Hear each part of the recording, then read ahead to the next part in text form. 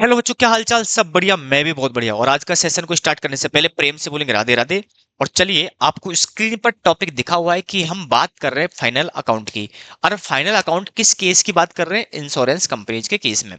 अब चलिए, पहले इस टॉपिक को समझाने से पहले, स्टार्ट करने से पहले, मैं चाहता हूं कि पहले ये देख लेते कि जो हमारे कोर्स कंटेंट के अंदर है, फाइनल अकाउंट कितने कितने तरीके के दे रखे हैं। क्योंकि अब हमने फाइनल अकाउंट स्टार्ट कर दिया है, तो हम सारे के सारे फाइनल अकाउंट को एक सीक्वेंस के अंदर खत्म करेंगे।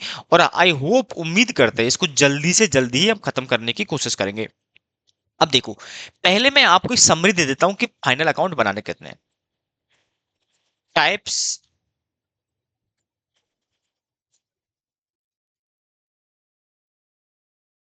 Of final account covered in the syllabus. कि भैया, सिलेबस में देख लेते हैं हमें क्या क्या चीज इसके अंदर पढ़नी है। ठीक है। फाइनल अकाउंट बेसिकली आपके दो तरीके के हैं। दो तरीके के हैं। कितने तरीके बेटा? दो तरीके।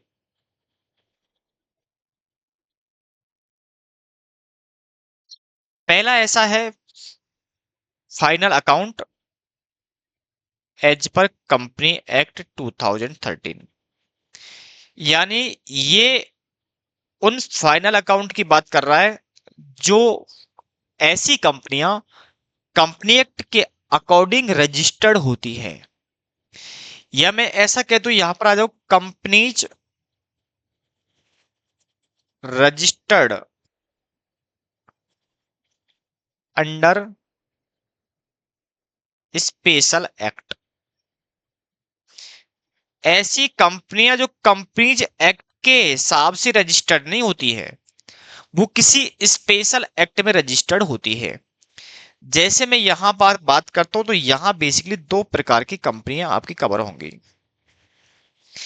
एक तो है इंश्योरेंस कंपनी, जो इंश्योरेंस कंपनीज होती हैं।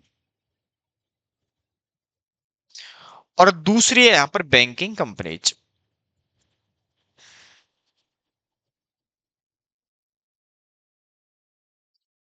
इलेक्ट्रिसिटी और आती है, लेकिन इलेक्ट्रिसिटी पर फाइनेंशियल स्टेटमेंट बेसिकली आपके वहां पर जाते हैं।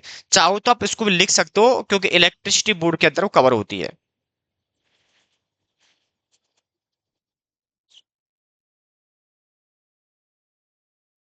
इलेक्ट्रिसिटी कंपनी क्लियर है, क्योंकि इलेक्ट्रिसिटी कंपनी पर रेगुलेशन इलेक्ट्रिसिटी बोर्ड के लगते हैं।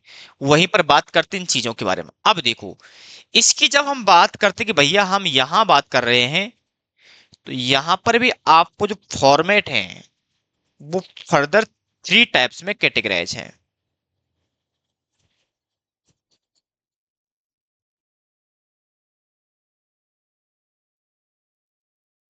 फर्दर थ्री टाइप में ये जिसके जो फॉर्मेट है वो दे रखे होते शेड्यूल थर्ड के अंदर। किसमें बेटा बताओ? इसके जो फॉर्मेट्स हैं, वो फॉर्मेट्स दे रखे हैं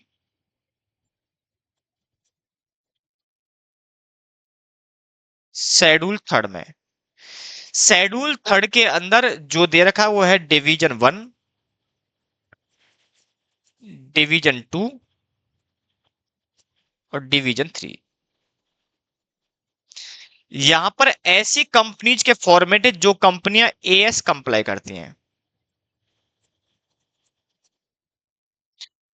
यहां पर उन कंपनीज के फॉर्मेट दे रखे हैं जो इंडेस अप्लाई करती हैं।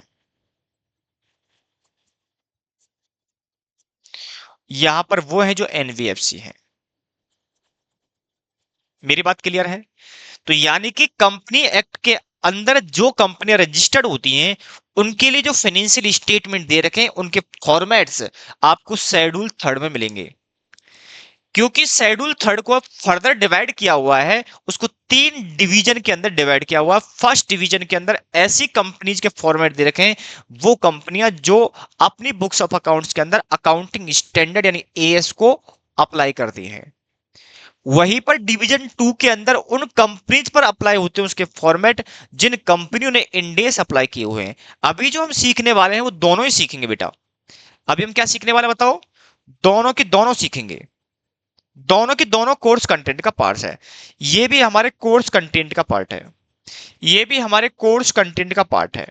तो यानी कि हम दोनों चीज के बाद, ये हमारे अभी भी कोर्स कंटेंट का पार्ट यहां पर नहीं है। मेरी बात क्लियर है? इसके अलावा यानी कि ऐसी कंपनियां जो अलग किसी रेगुलेटर के हिसाब से चलती हैं, जैसे इंश्योरेंस कंपनी की बात करते हैं तो इंश्योरेंस कंपनी के लिए IRDA, इरडा के हिसाब से इनकी बुक्स ऑफ अकाउंट्स बनते हैं। मेरी बात क्लियर है? इंश्योरेंस एक्ट के साथ साथ इंश्योरेंस जो कंपनियां हैं वो इंश्योरेंस एक्ट के रजिस्टर्ड होती है, लेकिन इरडा के हिसाब से उनका क्या चलता है बेटा? उनका रेगुलेशन चलता है। वहीं पर हम इसकी बात करते हैं बैंकिंग की, तो ये RBI इसका रेगुलेटर है, प्लस बैंकिंग एक्ट भी इनके साथ साथ अप्लाई होते हैं। तो फॉर्मेट्स प्लस रेगुलेशन, इनके लिए अलग रेगुलेटर है, ये कंपनी एक्ट के दायरे में नहीं आती हैं। यहीं पर हम बात करते हैं इलेक्ट्रिसिटी बोर्ड जो होता है वो होता है, प्लस यहां पर आपको इनके एक्ट के हिसाब से भी रजिस्टर्ड कराना होता है। तो हम यहां पर बेसिकली, ये भी हमारे कोर्स कंटेंट का पार्ट है, ये भी हमारे कोर्स कंटेंट का पार्ट है, और ये भी हमारे कोर्स कंटेंट का पार्ट है। क्लियर है? तो डिवीजन 1 भी आपको देखने को मिलेगा कोर्स कंटेंट में, डिवीजन 2 भी मिलेगा आपको, ये आपको नहीं मिलेगा, बाकी के सारे सारे आपको कोर्स कंटेंट का पार्ट है। चलिए, क्लियर है यहां तक कहानी? तो ये तो हो गया बेसिकली ओवरव्यू। और अब ओवरव्यू के बाद हम जो स्टार्ट करने वाले हैं, अब वो स्टार्ट करने वाले मेरे बच्चे क्या बताओ? अब वो हम स्टार्ट करने वाले हैं इंश्योरेंस कंपनीज, यही टॉपिक है। और ये एग्जाम के पर्पज से मैं बात करूं तो ये आपका बहुत इंपॉर्टेंट है, इंपॉर्टेंट है, ये भी आपका इंपॉर्टेंट है। ये आपको लेस कह सकते बट कुछ हद तक इसके अंदर आपका जो डिवीजन 2 वाला है, ये वाला है, ये आपका इंपॉर्टेंट है, ये भी इंपॉर्टेंट है, क्योंकि इन दोनों से आपका एक 14 मार्क्स का क्वेश्चन आता है, एक 14 मार्क्स का क्वेश्चन आता है, याद रखना। ओनली फॉर सिंगल क्वेश्चन आएगा बेटा बाबू। कितना आएगा बताओ? ये कितना आएगा? 14 मार्क्स का क्वेश्चन आएगा। इसके अंदर टोटल मिलाकर के इन तीनों के हम वेटेज की बात करें तो तीनों का जो वेटेज है वो 10% से लेकर के 15% है। अब 10 to 15 में से सबसे ज्यादा इंपॉर्टेंट आपका ये है, और यहां पर तो दोनों के दोनों है। बेसिकली आपका डिवीजन सेकंड से आता है, फर्स्ट से वैसे फर्क ज्यादा है नहीं इनके अंदर ना। फाइनेंशियल स्टेटमेंट वैसे ही बनेंगे जैसे आप बनाते हो, फॉर्मेट चेंज हो जाएगा। तो कैलकुलेशंस में कोई प्रॉब्लम नहीं है, फॉर्मेट में भी मेरे हिसाब से 19-20 का फर्क है, ज्यादा फर्क इनमें है नहीं है। ठीक है, तो ये यहां से एक पूरा क्वेश्चन आएगा, पूरा क्वेश्चन आएगा बेटा, कितने नंबर का? 14 मार्क्स का, 14 नंबर का एक क्वेश्चन आएगा। तो ये तो आपका इंपॉर्टेंट है ही है, तो आप इस पर तो आपको ध्यान देने की जरूरत पड़ेगी पड़ेगी। यहां पर आपका ये है, तो यानी कि मैं ज्यादातर कोशिश करूंगा कि इस क्वेश्चन से, इसमें से या इसमें से आपकी बैलेंस शीट आ सकती है, फाइनेंशियल स्टेटमेंट और P&L आएगा, रेवेन्यू अकाउंट आएगा, बाकी इसमें से छोटे छोटे कंसेप्ट पूछे जा सकते हैं। इसलिए मैं बैलेंस शीट तक के लॉजिक की बात नहीं करूंगा, एक क्वेश्चन करवाऊंगा डेफिनेटली, उम्मीद करूंगा क्योंकि टाइम को देखते हुए, लेकिन ज्यादातर आपके इसमें कंसेप्ट से क्वेश्चन आते हैं, प्लस आपके रेवेन्यू अकाउंट आ सकता है। Revenue account is nothing only for क्या बेटा? ये P&L अकाउंट। क्लियर है? तो आप ऐसा कंफ्यूज मत होना सर रेवेन्यू अकाउंट क्या आ गया, यहां रेवेन्यू अकाउंट कुछ भी नहीं है, ये ओनली फॉर क्या है? एक तरीके का आपके पास क्या है बेटा? P&L अकाउंट है। क्लियर है? तो हमारा कोर्स कंटेंट का ओवरव्यू आपको समझ में आ गया होगा। आई होप, उम्मीद करता हूं कि आपको इसमें किसी प्रकार का कंफ्यूजन नहीं होगा। तो एग्जाम में सीधा सीधा क्वेश्चन आपको यहां से मिलेगा 14 नंबर का, और यहां से 10 to 15 मार्क्स का वेटेज आपका यहां से है। तो 10 मार्क्स का तो आता ही आता है, इसके अलावा आपको 15 मार्क्स तक भी ये जा सकता है। क्लियर है? अब चलिए, अब हम सीधी बात करते हैं यहां पर फंडामेंटल पर। फंडामेंटल ऑफ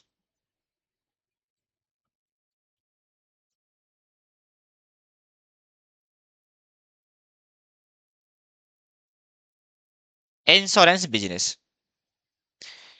क्योंकि मैं थ्योरेटिकल ज्यादा बात नहीं करूंगा ना, मैं उतनी ही बात करूंगा जितना मुझे लगता है कि जो चीज लिखवानी चाहिए प्रैक्टिकल कंटेंट से रिलेटेड है। अदरवाइज मैं यहाँ पर थ्योरेटिकल की बातें नहीं करूंगा। ठीक है। पहले हम ये समझने की कोशिश करते कि इंश्योरेंस होता क्या है और इंश्योरेंस कंपनीज अपने बिजनेस को किस तरीके से रन करती हैं, इस बात का स्ट्रक्चर हमें पता होना चाहिए। यदि ये हमें पता लग गया तो समझ लो हमारे चैप्टर का जो 60% कंटेंट है कंसेप्ट से रिलेटेड, मोस्ट प्रोबेबल आपका यहां से क्या हो जाएगा, फिनिश हो जाएगा। क्लियर है कहानियां तक? तो सबसे पहले पूरा आधे घंटा में इसी टॉपिक पर दूंगा, इसी स्ट्रक्चर पर दूंगा। आधे घंटे आपने ढंग से इस बात को समझ लिया तो समझ लो आपके क्वेश्चन बहुत आसान होने वाले हैं, क्वेश्चंस में कोई भी डिफिकल्टी नहीं है। क्लियर है? चलिए, फंडामेंटल ऑफ इंश्योरेंस बिजनेस, पहले हम बात करते कि इंश्योरेंस है क्या। इंश्योरेंस क्या है?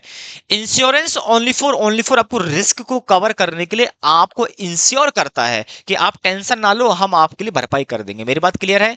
मैंने जैसे कि मान लो मेरा फोन है, फोन टूट जाएगा, क्या होगा, महंगा फोन है, आईफोन ले लिया, टूट गया तो क्या होगा, तो उसका भी इंश्योरेंस हो के आता है, बोला टूट गया टेंशन ना लो, हम आपको रिप्लेस कर देंगे या इसकी रिपेयरिंग कर देंगे। वारंटी गारंटी दे रखी होती है। हम मान लो लैपटॉप लेके आए तो 2 साल की वारंटी होती है, रिपेयरिंग का काम हम करेंगे। ठीक है ना? तो यार चीजों की, जैसे हम गाड़ी लेके आते हैं, जो गाड़ी लेके आते हैं उसमें थर्ड थर्ड पार्टी भी होता है, तुम्हारा भी होता है, गाड़ी के डैमेज का भी होता है, तो उसका भी हम इंश्योरेंस कम कर देंगे। इसका मतलब क्या है? फ्यूचर में कोई इंसिडेंस होता है जो कि हमारे किस में दे रखा है, प्रॉक्सिमेट कॉज में दे रखा है, प्रॉक्सिमेट कॉज में दे रखा है कि भैया यदि इन इन इवेंट की वजह से, इन इन घटनाओं की वजह से तुम्हें किसी प्रकार का डैमेज होता है तो उस डैमेज की भरपाई हम करेंगे। इसी को बोलते हैं इंश्योरेंस, यानी कि आपको इंश्योर्ड कर रहा है, आपको उस बात के बारे में अश्योर दे रहा है कि भैया टेंशन ना लो आप, आपको इंश्योर कर रहा है कि टेंशन ना लो आप। अब यहां पर दो तरीके के इंश्योरेंस होते हैं। एक तो होता है जिंदगी, जीने मरने की प्रॉब्लम, कि भैया तुम मर गए तो तुम्हारे बच्चों का क्या होगा। मेरी बात क्लियर है? एक होता है हेल्थ इंश्योरेंस। क्या होता है? हेल्थ। मैं जीने मरने की, लाइफ की बात नहीं कर रहा, मैं लाइफ के इंश्योरेंस को एक तरफ निकाल रहा हूं और लाइफ के अलावा इंश्योरेंस को मैं एक तरफ कर रहा हूं। तो यहां लाइफ जो इंश्योरेंस है वो दो कैटेगरी के अंदर डिवाइड होने वाला है। एक ऐसा जो कि लाइफ इंश्योरेंस है, दूसरा ऐसा जो अदर देन लाइफ इंश्योरेंस है, जिसको हम जनरल इंश्योरेंस के नाम से जानते हैं।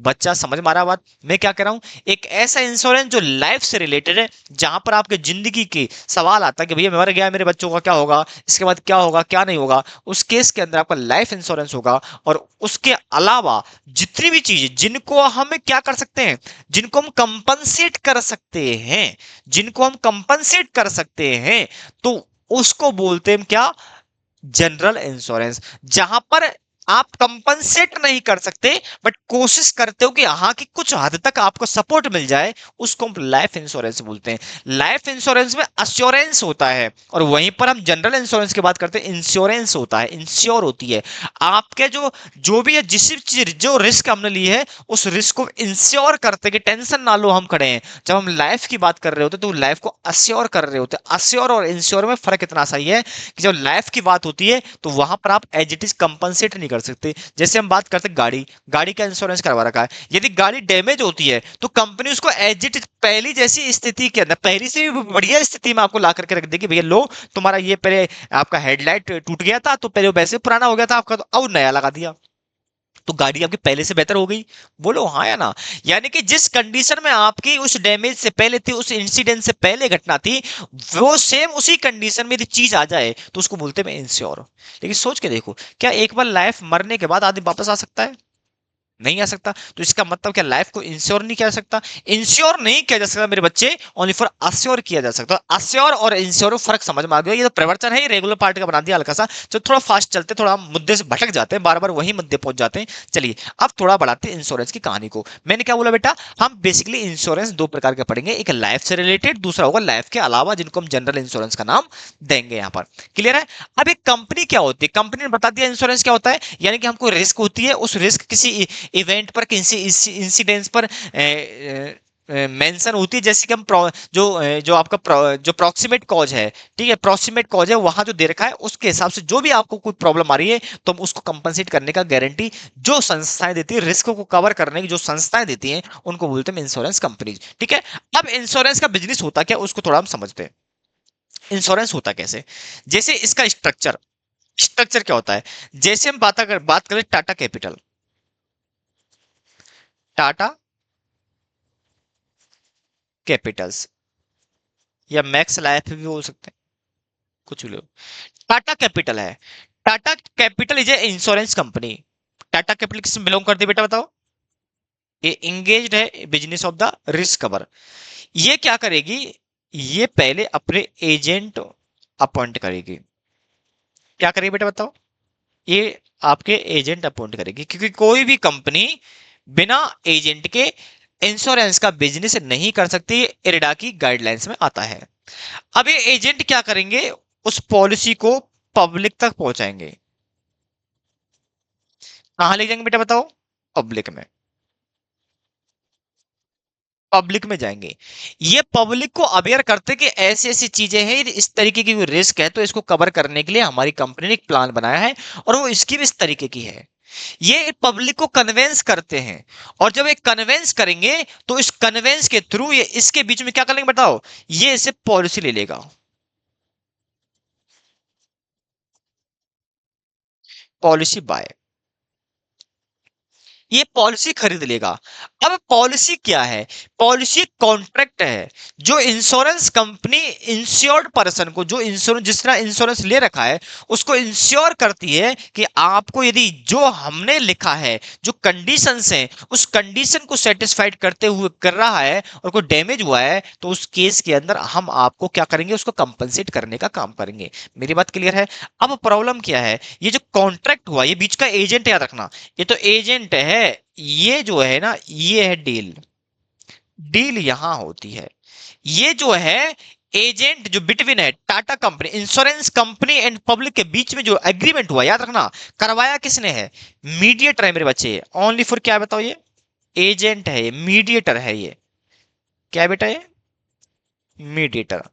कभी आपने देखा है आपके घर पे इंश्योरेंस कंपनी चल के आए, ये इंश्योरेंस कंपनी का एम्प्लॉय आपके पास चल के आया कि नहीं नहीं साहब आओ हमारी कंपनी में आओ, नहीं बोलते, एजेंट होते हैं। और एक ही एजेंट अलग अलग बहुत सारी कंपनियों का एजेंट होता है। वो आपको उसका भी एलआईसी का भी दिखा रहा है, आपको टाटा का भी दिखा रहा है, मैक्स लाइफ का भी दिखा रहा है आपके लिए, रिलायंस वालों का भी दिखा रहा है आपके लिए, सबका ज्ञान दे रहा है वो एक एजेंट है। क्या बेटा, एजेंट है, ठीक है, तो मीडिएटर है। अब जिसका प्लान तुम्हें समझ में आ गया, फिर उस कंपनी के साथ आपका एग्रीमेंट हो जाएगा। मेरी बात क्लियर है। तो ये एग्रीमेंट यहां पर एजेंट और उस पर्सन के बीच में नहीं है, यहां पर एग्रीमेंट ओनली फॉर और ओनली फॉर कंपनी और उस पर्सन के बीच में जिसकी लाइफ को हम इंश्योर कर रहे हैं। इसका मतलब ये हुआ, क्या सर एजेंट का कोई लेना देना नहीं, agent is not responsible for this claim. यदि कोई घटना घट जाती है तो उस घटना के लिए एजेंट रेस्पॉन्सिबल नहीं होगा, उसके लिए आपको कंपनी के पास जाना पड़ेगा, कंपनी उसका क्लेम देगी। यहां पर एजेंट लायबल नहीं है क्लेम पे करने के लिए, क्लेम कौन पे करेगी, कंपनी। तो यहां पर रेस्पॉन्सिबिलिटी किसकी है, कंपनी की। लेकिन ये रेस्पॉन्सिबिलिटी क्रिएट किसने करवाई थी, ये एजेंट के थ्रू हुई थी। मेरी बात क्लियर है। यानी कि agent on the behalf of the company, यानी वो कंपनी के बिहाफ पर काम कर रहा है। मेरी बात क्लियर है आप में, यानी कि वो ओनली फॉर और ओनली फॉर कंपनी के बिहाफ पर काम कर रहा है, ना कि वो उसके लिए रेस्पॉन्सिबल है। जो भी लायबिलिटी क्रिएट होगी, लायबिलिटी के लिए कंपनी रेस्पॉन्सिबल होगी, ना कि एजेंट। आप एजेंट की गर्दन को नहीं पकड़ोगे। लेकिन हमारे हमारे जो छोटी मोटी कॉलोनियां हैं, जो कस्बे हैं, गांव हैं, वहां पर मान लो मामा जी आकर के इंश्योरेंस कर गए, और कल मान लो घटना घट गया, तो मामा गर्दन पकड़ते हैं। वो एक एक पर्सनल बिहेवियर होता है, एक पर्सनल हमारे एक रिलेशन होते हैं, वो एक अलग पॉइंट है। अदरवाइज वहां पर आप एजेंट को पकड़ नहीं सकते। आप डायरेक्टली किसको रेस्पॉन्सिबल, रेस्पॉन्सिबल कौन है आपके प्रति, कंपनी। मेरी बात क्लियर है। तो यानी कि ओनली फॉर क्या करता हूं, कंपनी के बिहाफ पर काम कर रहा होता है, वो एजेंट है। तो जो क्लेम के लिए रेस्पॉन्सिबल है, जो कंडीशंस हैं, उनकी जो रेस्पॉन्सिबिलिटी बनेगी, वो किसकी बनेगी, आपके सामने कंपनी की बनेगी। अब चलो क्या हुआ, कंपनी इसको देती है बेटा कमीशन। देखो ना, कंपनी इसको क्या पे करेगी बताओ, कमीशन पेड करेगी टू एजेंट।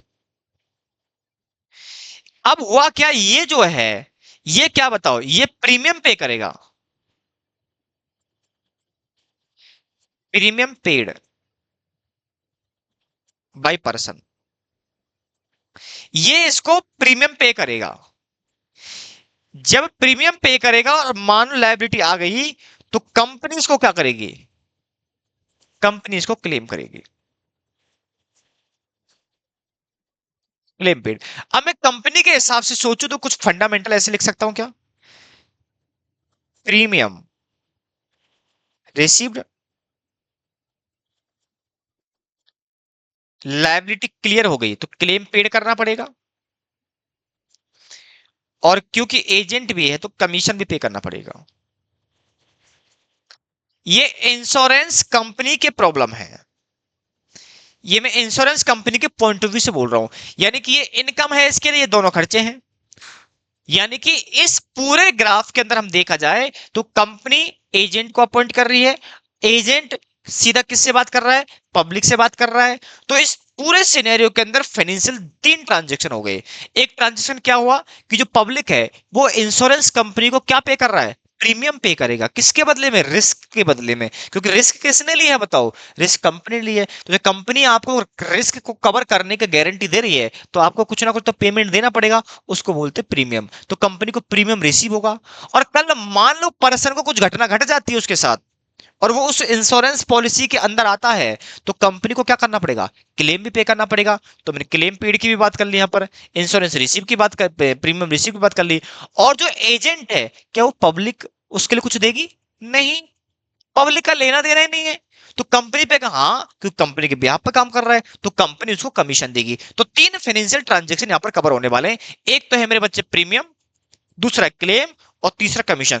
तीनों का जो सिनेरियो है वो सेम चलने वाला है। सेम जैसे खर्चा है इसको आप एज ए ट्रीट करोगे, ऐसे ट्रीट करोगे जैसे आप नॉर्मली ट्रांजेक्शन में एक्सपेंसेस को ट्रीट करते हो।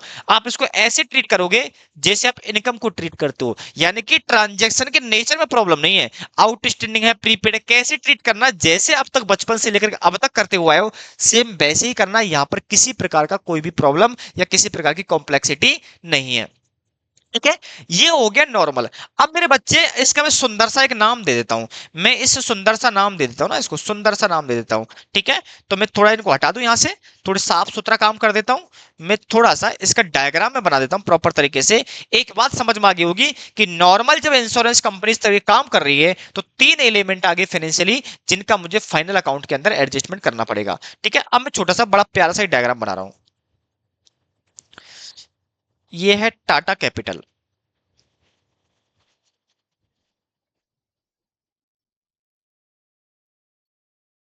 इसने क्या किया? एक एजेंट अपॉइंट किया। एजेंट। ये कहां गया बेटा बताओ? ये पब्लिक में गया।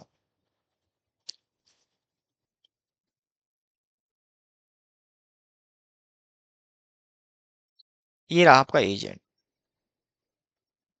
अब क्या होगा? अब किस तरीके काम चलेगा? काम इस तरीके से चलेगा कि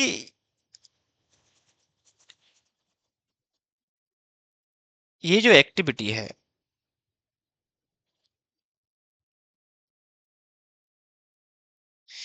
इसको कमीशन पे करेगा ये। और एक चीज और साथ में ले लो।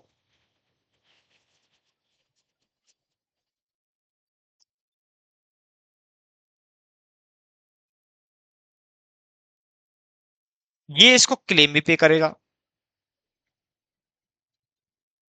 ये क्लेम पेड करेगा। ये इसको प्रीमियम पे करेगा।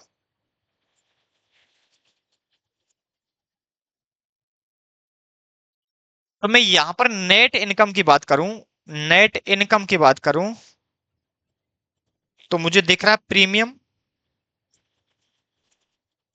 Minus claim minus commission.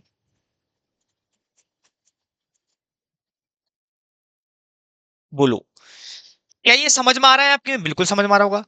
इस पूरे सिचुएशन मेरे बच्चे, ये जो सिचुएशन है ना, ये क्लेम दे रहा है, ये ले रहा है, इसको बोलते हैं this is called direct business.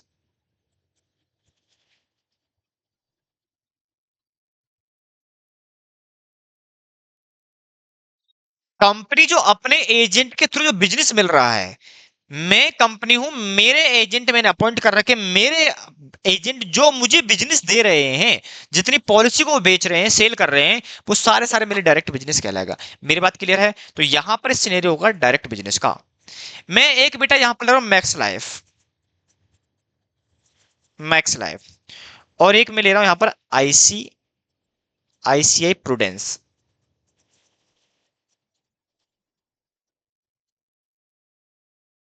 ये आईसीआईसीआई यूनिट है, ये मैक्स लाइफ है। अब क्या होता है, कभी कभार केस के अंदर मेरे एजेंट यानी मेरे पास इतना बिजनेस आ जाता है कि मैं उस रिस्क को लेने से डरने लग जाता हूं। सर क्या बात करें, जो दूसरों की टेंशन लेता है वो खुद टेंशन में आ सकता है? बिल्कुल आ सकता है, क्यों नहीं आ सकता? क्योंकि जितनी बड़ी रिस्क है उतना ही बड़ा क्लेम भी होगा। मेरी बात क्लियर है? यानी कि आपने जितनी बड़ी रिस्क ली है किसी पर्सन की, तो समझ लो यदि वो घटना घट गई और उसका मान लो कोई इवेंट हो गया, डैमेज हो गया, तो उसके बदले में उतना बड़ा ही क्या करना पड़ेगा आपको? उसके बदले में क्लेम पे करना पड़ेगा, लायबिलिटी क्रिएट करनी पड़ेगी। तो इस चीज को लेकर के, या कभी कभार ऐसा होता है कि मेरे पास एक रेंज है कि भैया मैं 5,000 करोड़ से ज्यादा की रिस्क नहीं ले सकता साल के अंदर, लेकिन मेरे पास बिजनेस 6,000 करोड़ का आएगा। तो मैं क्या करूंगा? 1,000 करोड़ का क्या करूंगा? क्या बिजनेस लेना बंद कर दूं? नहीं। हम क्या करते हैं, उस बिजनेस को मैं किसी थर्ड बिजनेस को ट्रांसफर कर देता हूं।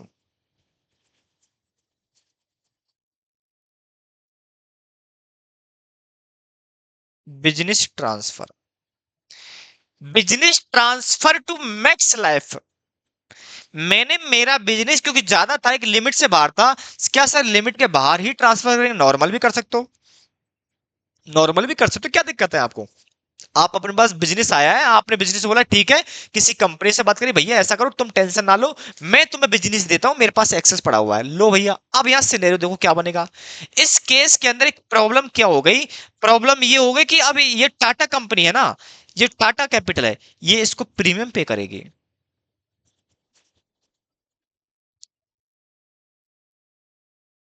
बोलो हाँ है ना?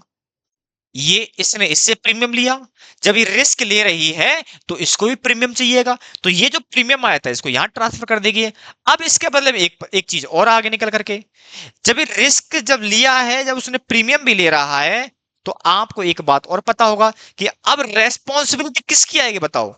अब रेस्पॉन्सिबिलिटी किसकी आएगी? तो यदि क्लेम हुआ तो इसको क्लेम भी पे करना पड़ेगा। बोलो ना, मेरी बात क्लियर है? यदि कोई अब जिम्मेदारी आती है, जो रिस्क इसको ट्रांसफर की है, यदि वहां पर कोई लायबिलिटी क्रिएट होती है, तो इसको बताओ क्या करना पड़ेगा? क्लेम पे करना पड़ेगा। वहीं पर क्योंकि मैक्स लाइफ के लिए अब ये कंपनी क्या बन गई है, एज ए एजेंट काम कर रही है, तो इसको एक काम और करना पड़ेगा, क्या बताओ? कमीशन भी पे करना पड़ेगा। मेरी बात क्लियर है? ये कमीशन यहां से आएगा, ये कमीशन इसको आगे पे कर देगा। मेरी बात क्लियर है या नहीं है? बोलो ना, क्लियर है? क्योंकि यदि इसको कोई बिजनेस दे रहा है तो कमीशन तो देना पड़ेगा, और यदि जिस पर्सन का इसको रिस्क दिया है उसकी कोई लायबिलिटी क्रिएट हो तो उसको पे भी करनी पड़ेगी, इसके बदले वो प्रीमियम लेगा। यानी कि समझ लो अब मैक्स लाइफ के लिए एजेंट बन गया था। इसको मेरे बच्चे, ये जो प्रोसेस है ना, इस जो प्रोसेस है ये वाला जो प्रोसेस है, इसको बोलते हैं री इंश्योरेंस बिजनेस सीडेड। क्या बोलते बेटा? री इंश्योरेंस बिजनेस सीडेड। मैंने अपना बिजनेस किसी और कंपनी को दे दिया है, ट्रांसफर कर दिया है, तो इस प्रोसेस को बोलते हैं बिजनेस सीडेड, यानी कि री इंश्योरेंस बिजनेस सीडेड। यानी कि ए ने मुझसे इंश्योरेंस करवा, मैंने उसी इंश्योरेंस को री इंश्योर कर दिया। मेरी बात क्लियर है? इसको बोलते हैं बिजनेस री इंश्योरेंस बिजनेस सीडेड। क्या रिवर्स केस नहीं हो सकता? क्या ये किसी ले नहीं सकती? क्या ये ले नहीं सकती? इसने क्या कर लिया, बिजनेस रिसीव कर लिया। हो सकता है कि मैंने किसी और को बिजनेस ट्रांसफर किया है, हो सकता है कि मुझे किसी और कंपनी ट्रांसफर किया हो। भाई मैं बिजनेस एक्सेस होने पर किसी और को ट्रांसफर करता हूं, तो किसी और कंपनी पास एक्सेस होने पर वो भी तो मुझे ट्रांसफर कर सकती है। क्या सर ये हो सकता है ये इसको ट्रांसफर करे फिर ये इसी को उठाकर यहां ट्रांसफर कर दे? ये भी पॉसिबल, कोई प्रॉब्लम नहीं है। तो जित इससे जो लेगा उस बिजनेस का नेचर अलग होगा, और जब ये उठाकर यहां देगा तो उसका मतलब सीडेड, मैं ट्रांसफर करता हूं सीडेड है। मेरी बात क्लियर है? और मैं किसी से ले रहा हूं तो एक्सेप्टेड है। मेरी बात क्लियर है? मैं किसी से बिजनेस एक्सेप्ट कर रहा हूं other than my agent, agent को छोड़ करके। एजेंट का जो बिजनेस है वो डायरेक्ट बिजनेस है, मैं एजेंट के अलावा कोई मुझे और बिजनेस दे रहा है तो मेरा एक्सेप्टेड है, और मैं अपना बिजनेस किसी और कंपनी को ट्रांसफर कर रहा हूं तो मेरा सीडेड है। मेरी बात क्लियर है? सीडेड और एक्सेप्टेड समझ में आना चाहिए, क्योंकि आगे आने वाले क्वेश्चन के अंदर काम करेगा आपके लिए। ठीक है, चलो। तो ये जब हुआ है, ये इसे बिजनेस ले रहा है, तो इसको क्या करना पड़ेगा बताओ? साथ में एक इवेंट भी तो आएगा। एक सेकंड रुको ना यार,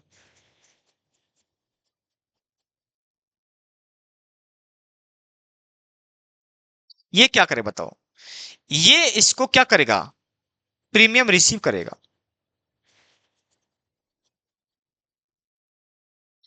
और क्लेम पेड करेगा ये, और साथ के साथ कमीशन भी पे करेगा।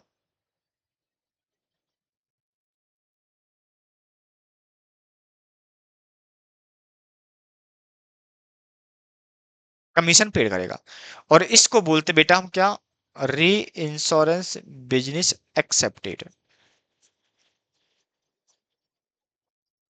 री इंश्योरेंस बिजनेस एक्सेप्टेड। मेरी बात क्लियर है? क्या ये डायग्राम समझ में आ रहा है? बोलो ना मेरे बच्चे, क्या ये डायग्राम समझ में आ रहा है? बोलो। ये तीन तरीके की चीजें हमारे पास देखने को मिलेंगी। यानी कि मैं अपने एजेंट के थ्रू बिजनेस कर रहा हूं तो डायरेक्ट बिजनेस कहलाएगा। दूसरा, यदि मेरे पास ज्यादा बिजनेस आ गया, मैंने अपने बिजनेस को किसी और कंपनी को ट्रांसफर कर दिया है, तो री इंश्योरेंस बिजनेस सीडेड कहलाएगा। और मेरे पास किसी और कंपनी से लिया है, मैंने मैंने किसी और कंपनी से लिया, तो इस केस के अंदर एजेंट ये बन जाएगा। बोलो ना। जब ये एजेंट बन गया तो इसका मतलब क्या हुआ? इसको कमीशन भी मिलेगा। बोलो। कमीशन भी मिलेगा, इसको क्लेम भी पे करना पड़ेगा, उसको प्रीमियम भी मिलेगा। मेरी बात क्लियर है? तो इस केस के अंदर आपको देखना पड़ेगा कि भैया एजेंट कौन बन गया। आईसी, सॉरी ये नहीं बेटा, ये बनेगा एजेंट ना, ये एजेंट बनेगा। तो इसको कमीशन भी पे करना पड़ेगा, क्लेम भी पे करना पड़ेगा, और इसको प्रीमियम रिसीव हो जाएगा। मेरी बात यहां तक समझ में आ गई हो तो इसका मतलब हम आगे चल सकते हैं। बोलो क्लियर है? बोलो ना बच्चा, क्लियर है या नहीं है? क्लियर है। इस डायग्राम को बड़े आराम से उतार लो, क्योंकि ये आपको काम करने वाला है। ये तो इंडिविजुअल का काम था, ये तो इंडिविजुअल का क्लेम था। ठीक है। आपको नहीं लगता? अब जब मैं प्रीमियम की बात करूंगा, अब जब मैं प्रीमियम की बात करूंगा, ये क्या था बेटा? ये नेट इनकम थी। अब प्रीमियम की जो मैं बात कर रहा हूं, ये वाला प्रीमियम, तो प्रीमियम की कैलकुलेशन भी आएगी। बोलो, प्रीमियम की भी कैलकुलेशन आएगी नहीं आएगी? आएगी। वैसे मैं इसको लिखवाऊंगा अलग से, लेकिन फिर भी आपके अंडरस्टैंडिंग के लिए डाल रहा हूं मैं। प्रीमियम का भी आएगा। बताओ प्रीमियम का क्या आएगा? सर देखो, इसका प्रीमियम तो रिसीव होगा। प्रीमियम ऑन डायरेक्ट बिजनेस मिलेगा। प्रीमियम को यहां से भी मिलेगा। तो premium on reinsurance business accepted वाला मिलेगा। और चूंकि आपको यहां प्रीमियम पे करना पड़ेगा, तो प्रीमियम ऑन सीडेड, री इंश्योरेंस बिजनेस सीडेड, ये आपको लेस करना पड़ेगा। ये आ गया आपका नेट प्रीमियम। सेम आपका नेट क्लेम भी निकलेगा, सेम आपका नेट कमीशन भी निकलेगा। क्या कैलकुलेशन समझ में आ रही है? मैं नेट इनकम की बात कर रहा हूं, तो इनकम में से खर्चे हटाऊंगा तो प्रीमियम है, प्रीमियम में से क्लेम हटा दूंगा, कमीशन घटा दूंगा, और अलग और ऑपरेटिंग खर्चे वो भी हटा दूंगा, तो एक बार नेट इनकम आ जाएगी। ये तो मैं प्रॉफिट की बात होगी टोटल एग्रीगेशन में।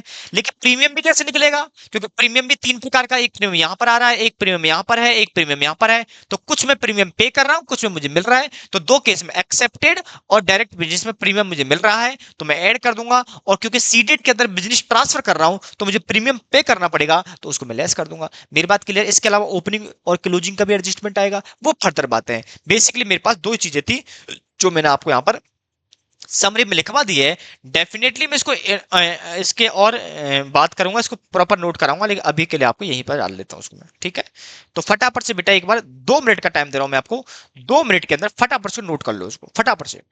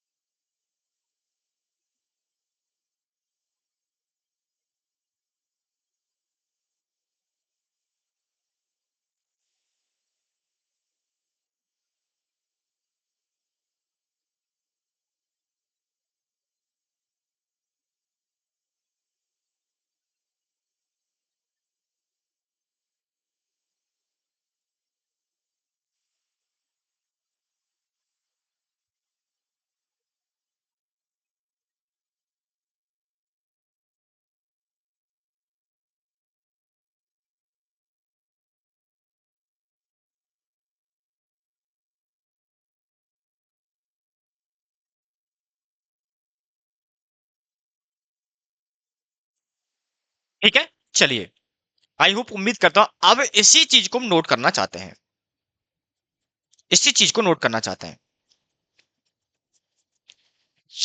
चलिए,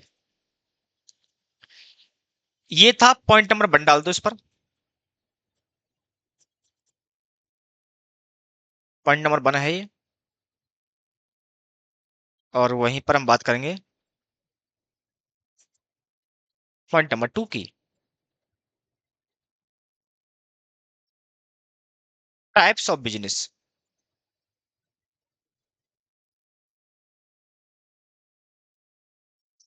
types of business. Types of business में 2 प्रकार के होंगे, चलो इसको नीचे सेपरेट ले लेते हैं ना।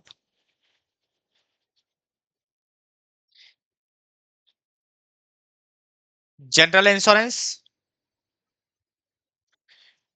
और दूसरा होगा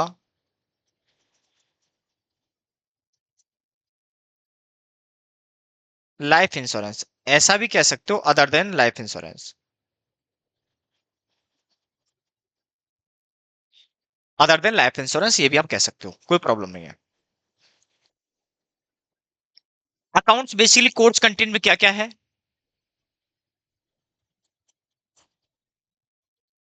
अकाउंट्स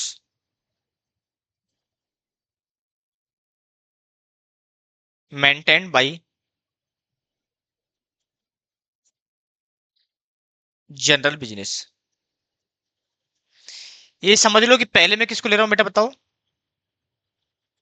जनरल बिजनेस को।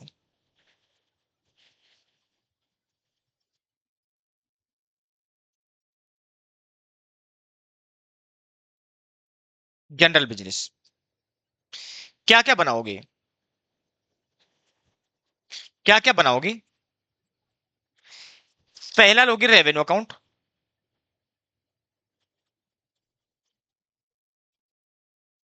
दूसरा लोगे पी एंड एल अकाउंट, तीसरा लोगे बैलेंस शीट। अब बच्चों के दिमाग में सवाल और आ रहा होगा, सर आपने जस्ट अभी बोला था पी एंड एल अलग है, रेवेन्यू अलग है। बोला आप रेवेन्यू को मतलब इतने ट्रेडिंग अकाउंट मान के चलो ना आप, और trading account is also part of the P and L account. Clear है? यहां पर नेट इनकम, यानी कि डायरेक्टली जो हम ले रहे दे रहे हैं उससे जो नेटअप आ रहा है ना, उसी को बोलते हैं। जैसे कहते हैं स्टॉक आ रहा है जा रहा है, उसका नेट क्या निकल रहा है, स्टॉक कितना आया, कितना पड़ा हुआ है, कितना बेच दिया, कितना उस पर डायरेक्ट खर्चा हुआ है, उनको हटाने बाद जो जीपी आता था, ग्रॉस प्रॉफिट आता था, वही है हमारे पास रेवेन्यू। मेरी बात क्लियर है? तो जो ट्रेडिंग अकाउंट होता है ना, वही है आपका रेवेन्यू। और trading account is always part of the PNL account, वो पीएनएल अकाउंट का हमेशा पार्ट बनता है। इसलिए, क्योंकि पीएनएल क्या होता है, एग्रीगेटिव पे बनता है, ये अलग अलग बनेगा। पीएनएल आपका एग्रीगेट बनता है, क्योंकि अलग अलग बिजनेस का जब हम बात करते हैं जनरल इंश्योरेंस की, तो जनरल इंश्योरेंस के अंदर डिफरेंट डिफरेंट हमारे पास क्या आती है, फील्ड आती है। जैसे हमारे पास उसके अंदर फायर का भी आता है, मरीन का भी आता है, मिसलिनियस का भी आता है। तो उसके अंदर लाइफ के अलावा सारे इंश्योरेंस कवर होते हैं, तो अलग अलग पॉलिसीज होती हैं। तो अलग अलग पॉलिसी से हम देखना चाहते हैं कि अलग अलग कैटेगरी से हमें कितना कितना उससे ग्रॉस प्रॉफिट मिल रहा है। फिर सारे ग्रॉस प्रॉफिट को ऐड करते हैं, क्योंकि अब हमें ऑर्गेनाइजेशन का निकालना है। तो पीएनएल हमेशा किसका बनता है बेटा, पूरी ऑर्गेनाइजेशन का। और जब रेवेन्यू अकाउंट की बात कर रहे होते हैं, तो हर जैसे प्रोडक्ट बाइट हम अलग अलग बनाते हैं, सिमिलर हम पॉलिसीज बाय बनाते हैं। लाइफ इंश्योरेंस पे कितना आया था, इसके अलावा मरीन पे कितना आया था, फायर पे कितना आया था, वो हम अलग अलग पॉलिसी का यहां से निकालेंगे। ठीक है? तो आप क्या मानोगे, ये ट्रेडिंग अकाउंट, और याद रखोगे, यहां लिख लो,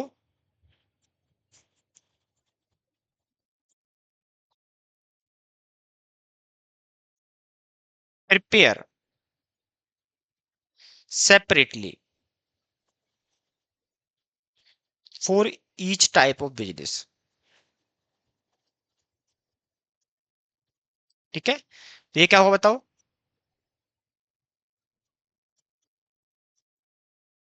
होल ऑफ बिजनेस, ये फर्क है इसमें। यहां पर सेपरेट बनेगा, यहां पर आपका पूरे साथ बनेगा। बैलेंस शीट आप जानते ही हो, वो एक साथ बनती है, इसमें कोई प्रॉब्लम नहीं है। अब ये क्या है, और ये आपको पता है, सारे जो तीनों तीनों हैं, ये बनेंगे एज पर आईआरडीए, इरडा की गाइडलाइंस के हिसाब से।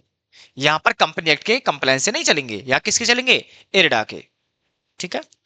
अब हम आते हैं सीधे वर्किंग पर, पॉइंट नंबर 4।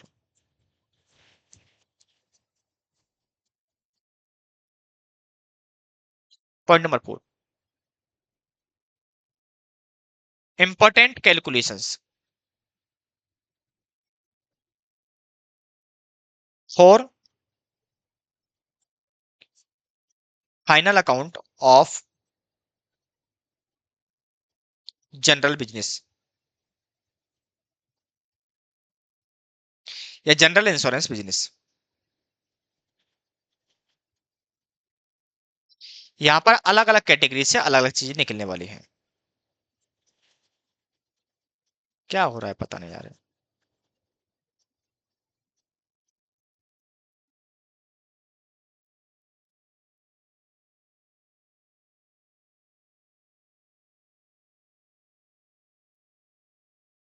ठीक है, अब चलिए, यहां पर लोगे ए,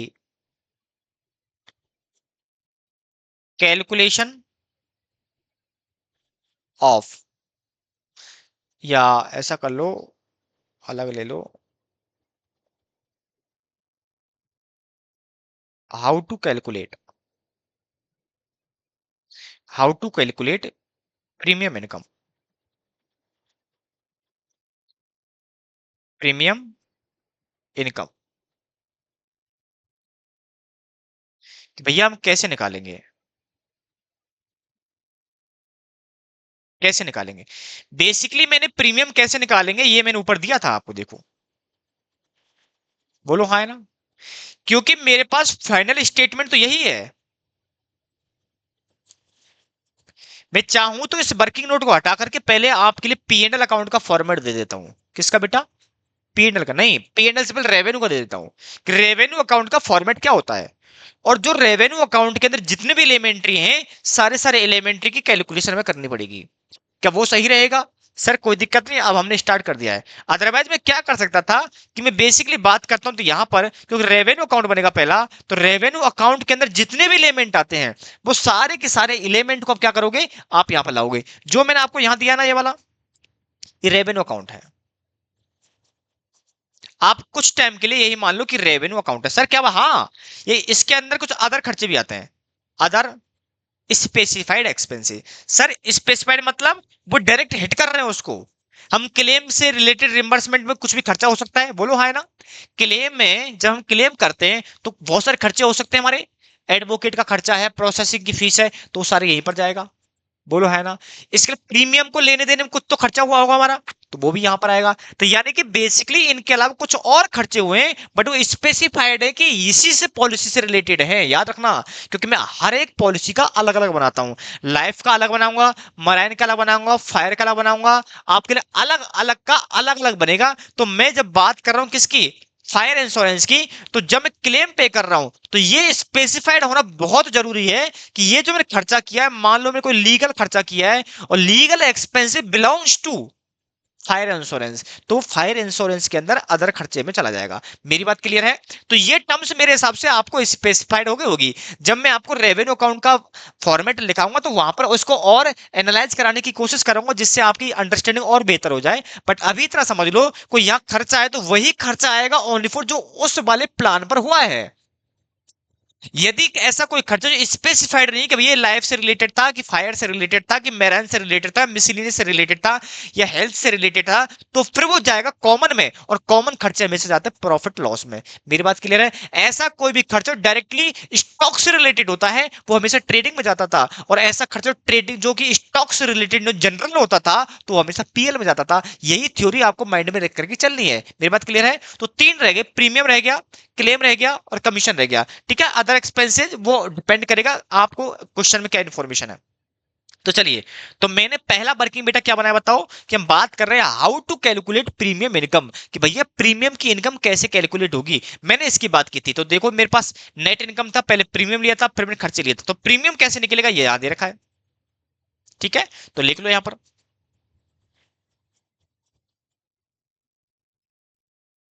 लिख लो यहां पर, क्या चाहता है मेरे से।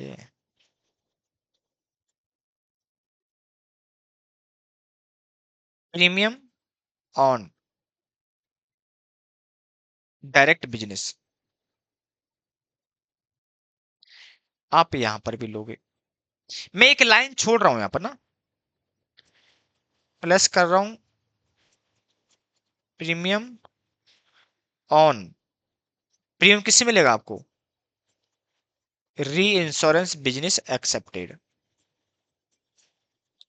मैं यहां पर भी एक लाइन छोड़ के चल रहा हूं, और माइनस कर दोगे premium on reinsurance business seeded. ये आपको मिला है, बिजनेस मिला है, ये बिजनेस आपने दिया है। क्लियर है? बिजनेस जो मिला है उसकी इनकम ऐड होगी। जो बिजनेस तुमने दिया है, वो जहां तुमने एजेंट के रूप में काम किया, प्रीमियम मिले देना पड़ेगा आपको। ठीक है? यहां पर मैं एक लाइन छोड़ रहा हूं,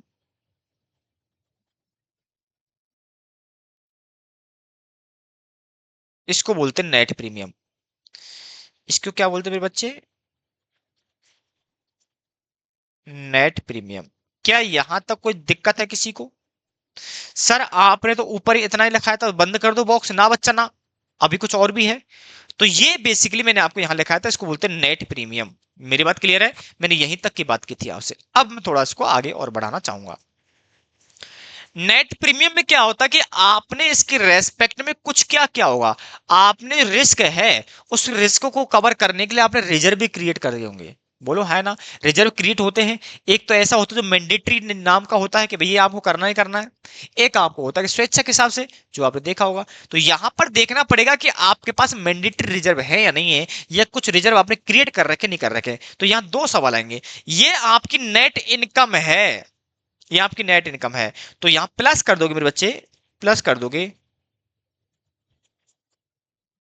opening balance of unexpired risk. ऐसी रिस्क जो अभी एक्सपायर्ड नहीं हुई है, अनएक्सपायर्ड रिस्क रिजर्व। इसके अलावा कुछ एडिशनल है तो वो भी ऐड करोगे, plus opening balance of additional reserve, ये भी लोगे, और लेस कर दोगे closing balance of URR unexpired risk reserve, और closing balance of additional reserve, additional reserve, additional reserve. ये हो गया आपका जो होगी नेट इनकम और करंट ईयर। ये करंट ईयर की आपकी इनकम है, ये आपकी करंट ईयर में इतनी इनकम बनती है।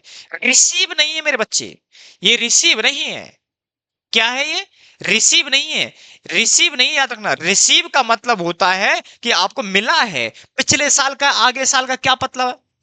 मैं कह रहा हूं कि ये इनकम तुम्हारी बनती है, जिसको बोलते हो क्या? Due income. इनकम इतनी ड्यू हुई है, इसका मतलब आपकी इतना प्रीमियम की इनकम बनती है। उसमें से कितना मिला है कितना नहीं मिला है, पिछले सालों को कितना मिला है, आगे के सालों को कितना नहीं मिला है, तो आउटस्टैंडिंग, प्रीपेड, वो वाले कंसेप्ट यहां पर भी आएंगे। सर ये पीछा ना छोड़ेंगे, ये पीछा कैसे छोड़ देंगे?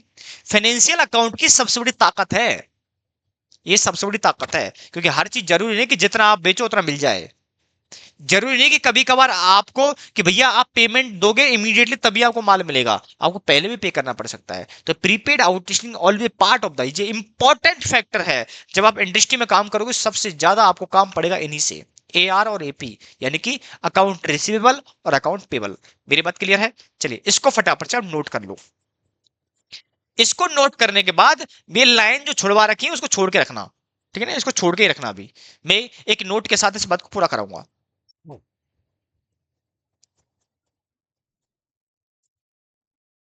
इसके नीचे नोट लगा लो अब, इसके नीचे नोट लगा लो। नोट नंबर 1 लिखिएगा, this income is calculated, this income is calculated separately for each types of business. आपको ये अलग अलग टाइप के बिजनेस से करने हैं।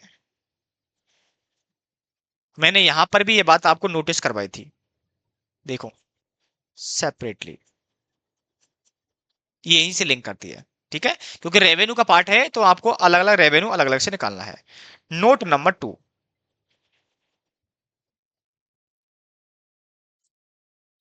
नोट नंबर 2, नोट नंबर 2 में क्या लिखा हुआ है? URR is created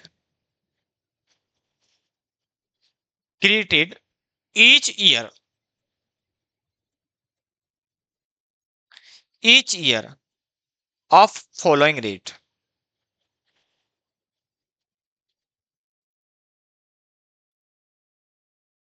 at following rates। आपको अलग अलग रेट दे रखी है। क्या बोला गया, यानी कि एज पर है ये IRDA, ये आपको एज पर IRDA दे रखा है, तो यहां दे दिया। यदि आपका मैराइन का बिजनेस है, दूसरा आपका फायर एंड मिसलिनियस है, तो यहां बोला गया है 100% ऑफ नेट प्रीमियम, और यहां पर है 50% ऑफ नेट प्रीमियम। एक नोट और लगा लो,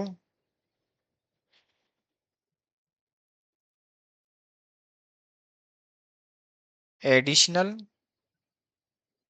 reserve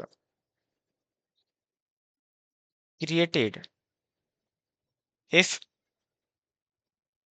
information given in question,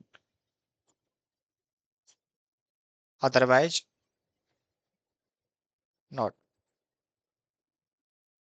मेरी बात क्लियर है? क्या मेरी बात क्लियर है? यानी कि यहां पर क्लियर बोला गया मेरे बाबू, ये है मैंडेटरी, ये मैंडेटरी है, ये आपका ऑप्शनल है, ये आपका ऑप्शनल है। क्वेश्चन बोल रहा करो ना तो मत करो, और आपको लगता नहीं हम तो करना चाहते तो कर लो, ये ऑप्शनल है। आप ऐसा कह सकते हो कि यूआरआर जो है आपका मैंडेटरी है, स्टैट्यूटरी रिजर्व है कि भाई बनाना ही बनाना है। आप इसमें कोई भी प्रॉब्लम नहीं कर सकते, कोई भी आप इसके साथ किसी प्रकार के आप कंप्लायंस को बॉलिश नहीं कर सकते। अब देखो यहाँ क्या है, यहाँ बोल रहा है कि रेट भी दिया भाई साहब ने, बोल रहा है कि आपका IRDA बोलता है कि यहाँ 100% 50%। सर कैसे? मराइन का मतलब है जो अभी जहाजों में सामान जाता है ना, जहाजों में जब आप माल लेके आते हो तो आप इंश्योरेंस करवा के लाते हो, आपने कस्टम पढ़ा होगा, तो कस्टम के अंदर देखा होगा प्लस आपका वो आता है क्या, इंश्योरेंस भी आता था, तो उसके अंदर 1.125% होता था आपका इंश्योरेंस का, फ्राइट के अलावा। तो यानी कि वो इंश्योरेंस करना मैंडेटरी है। यदि आपने उस केस के अंदर इंश्योरेंस करवाया है तो यहां पर आपके लिए IRDA बोलता है कि आपको उस केस के अंदर आपको 100% ऑफ URR क्रिएट करना पड़ेगा। आप 1 रुपए की भी इनकम नहीं लेके जाओगे घर पर, अभी तो नहीं मानोगे, इस साल तो नहीं मानोगे, अगले साल मान लेना। अगले साल लगता है कि इतनी रिस्क फ्री हो गई तो आप उसको इनकम मान लो, या इस पर रिस्क नहीं होगी, या जो माल पहुंच गया, इसमें तो क्या होता है, सिंपल सा होता है भैया, आपका वहां से आ रहा है 2 महीने माल पहुंच जाएगा, तो 2 महीने के अंदर इमीडिएटली आपका पता लग जाएगा 2 महीने बाद कि भैया घटना घटेगी नहीं घटेगी, नहीं घटी तो सीधा पूरा इनकम है। और जब तक माल ना पहुंच जाए तब तो उसको आप 100% एज ए URR में क्रिएट करके रखोगे, ये आपको देखना पड़ेगा। सर ऐसा क्यों? क्योंकि मान लो समुद्र में जहाज डूब गया तो कुछ बचेगा? 10-20% नहीं बचेगा, तो अब तो 100% क्लेम करना पड़ जाएगा। तो पानी एक ऐसी चीज है जहां पर आपको रिस्क 100% के लिए रिजर्व क्रिएट करना पड़ेगा, क्योंकि पानी के अंदर एक बार माल गया, जहाज डूबा तो सब तबाह है, कुछ बचेगा नहीं। लेकिन आग में ऐसा नहीं होता है।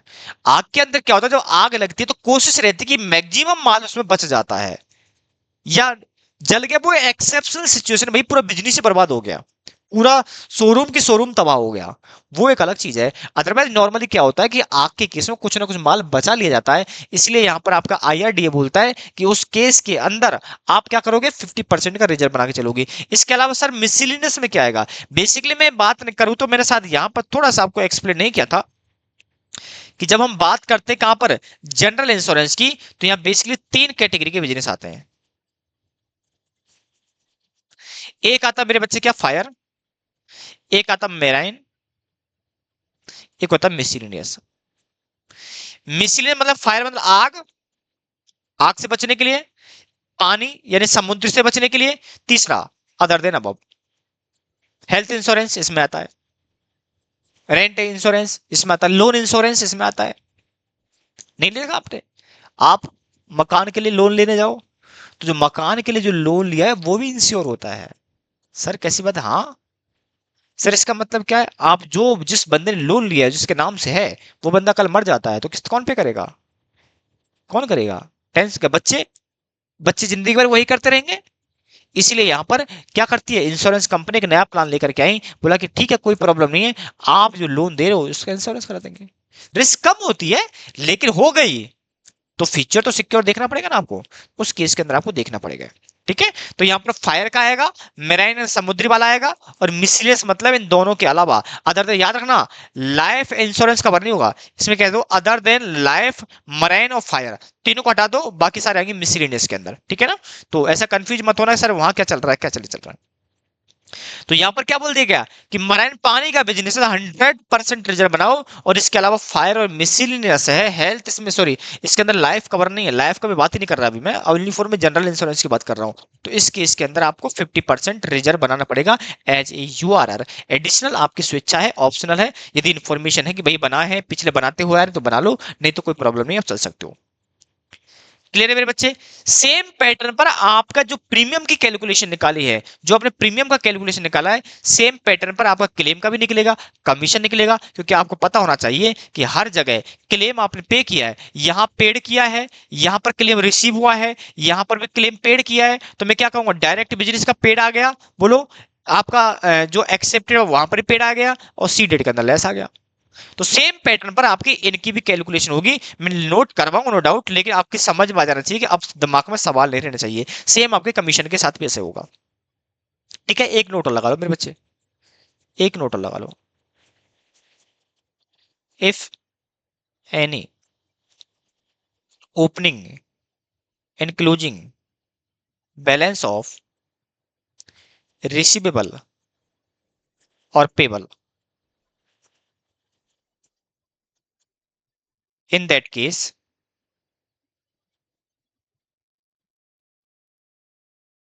बिल एडजस्टेड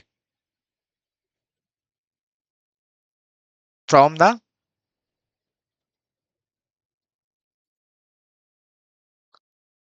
रिसीवेबल और पेबल। क्या कहना चाहता है वो, ये कहना चाहता है सिंपली कि भैया कोई प्रीमियम का ओपनिंग बैलेंस है, रिसीवेबल है प्रीमियम, उसका ओपनिंग बैलेंस है क्लोजिंग में, तो एडजस्ट कर दो, सिंपली लिख लो यार भैया, इसीलिए छुड़वाई थी ना। Received closing balance minus opening balance, यहां पर भी same received closing balance minus opening balance, received closing minus opening.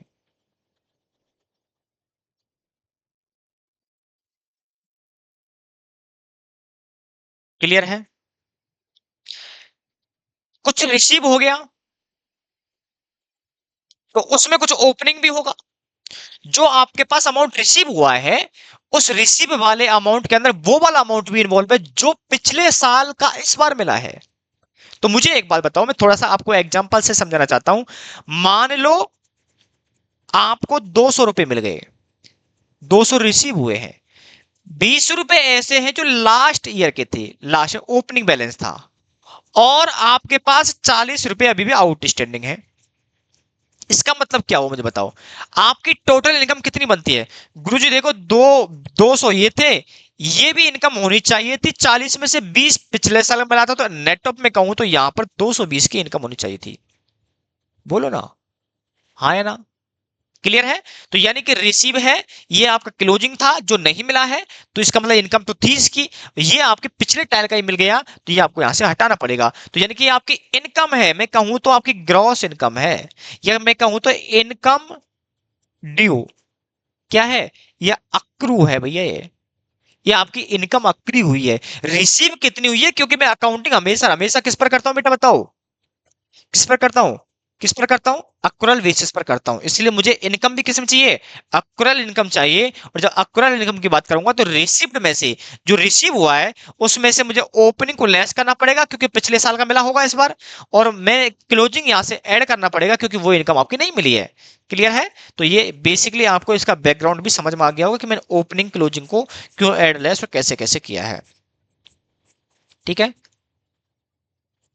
इसके ऊपर एक छोटा सा एग्जाम्पल हो जाए, इसके ऊपर एक छोटा सा एग्जाम्पल हो जाए क्या? चलो एक छोटा सा एग्जांपल लिख लेते हैं हम।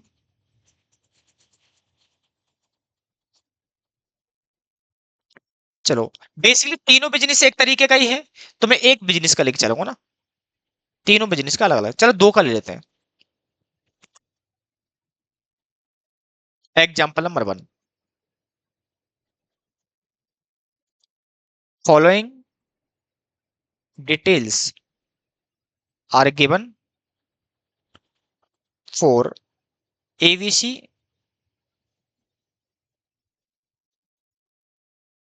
ABC general insurance company. यहां पर मुझे दे दिया फायर का या मिसलिनियस का, मुझसे बोल रहा है प्रीमियम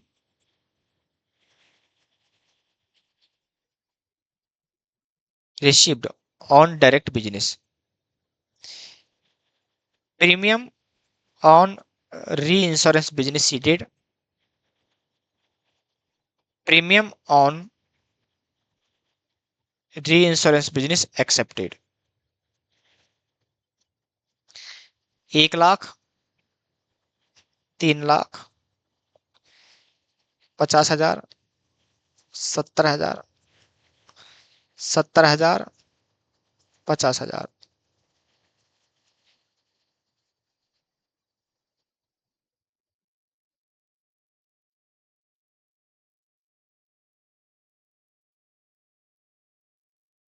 बैलेंसेज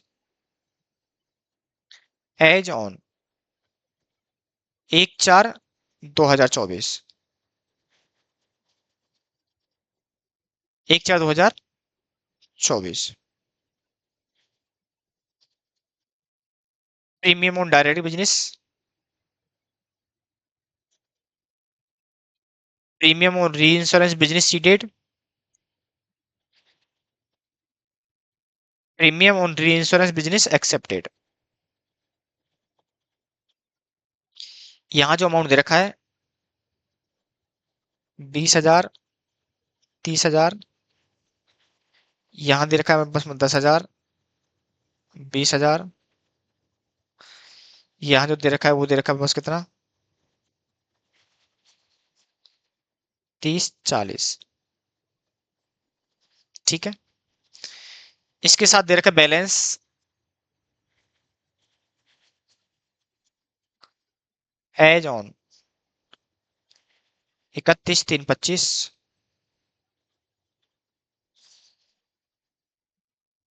तो प्रीमियम ऑन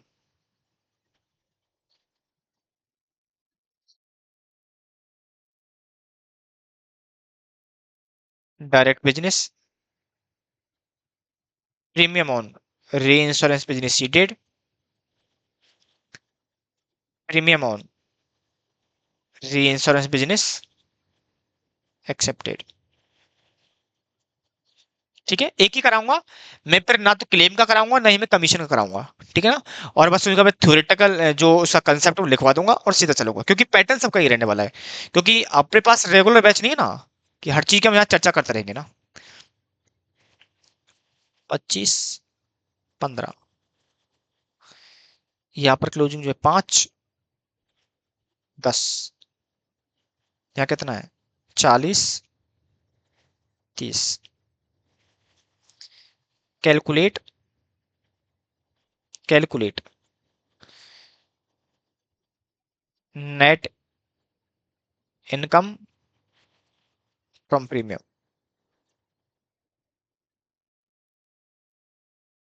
बोलो फटाफट से इसको एक बार नोट कर लो, जिससे थोड़ा इसको हम आगे बढ़ाएं। मेरे पास कुछ तो डायरेक्ट बिजनेस है, ये पूरी रिसीव की इंफॉर्मेशन ना,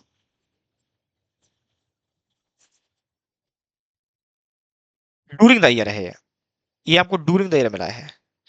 ये आपके पास ओपनिंग है, ये आपके पास क्लोजिंग है, मैंने तीनों दे दिए, जिससे आपको कंसेप्ट वाली बात समझ में आ जाए, जिससे आपको कंसेप्ट वाली बात मेरे बच्चे समझ में आ जाए। ठीक है, कोशिश यही है कि चीजें आपके समझ में आ जाए, क्योंकि आपको फंडामेंटल बेसिकली मुझे समझाना है। फंडामेंटल समझ में आ गया तो समझ लो चीजें और आपकी आसान होने वाली हैं। ठीक है, मैं वापस बोल रहा हूं, मैं क्लेम और कमीशन के बारे में चर्चा अब नहीं करूंगा, डायरेक्टली मैं क्वेश्चंस पर आऊंगा। मैं मेरा खुद का एग्जांपल बना करके आपके सामने नहीं रखूंगा, क्योंकि तीनों का पैटर्न कैलकुलेट करने का सिमिलर है। और आपको सबसे ज्यादा इंपॉर्टेंट ये है कि जो आपके चार्ट है ये वाला आपको समझ में आना चाहिए, क्योंकि यही फंडामेंटल है जो आपको बेहतरीन तरीके से काम करेगा आपके लिए। क्योंकि ये आपके लिए सबसे इंपॉर्टेंट है कि ये समझ में आ गया तो समझ लो आपका काम आसान है। ठीक है, चलिए अब देखो, बहुत आसान चीजें हैं, आपको ज्यादा कुछ सोचना नहीं है इसके बारे में। चलिए, solution, statement showing net income.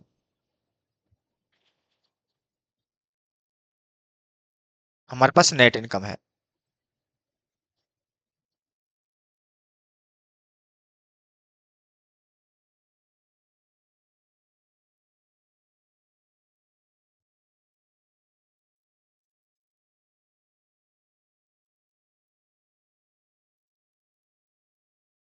हमारे पास नेट इनकम है। ठीक है, चलिए अब देखो, सबसे पहले मुझे बताओ बेटा क्या निकालना है, प्रीमियम ऑन डायरेक्ट बिजनेस।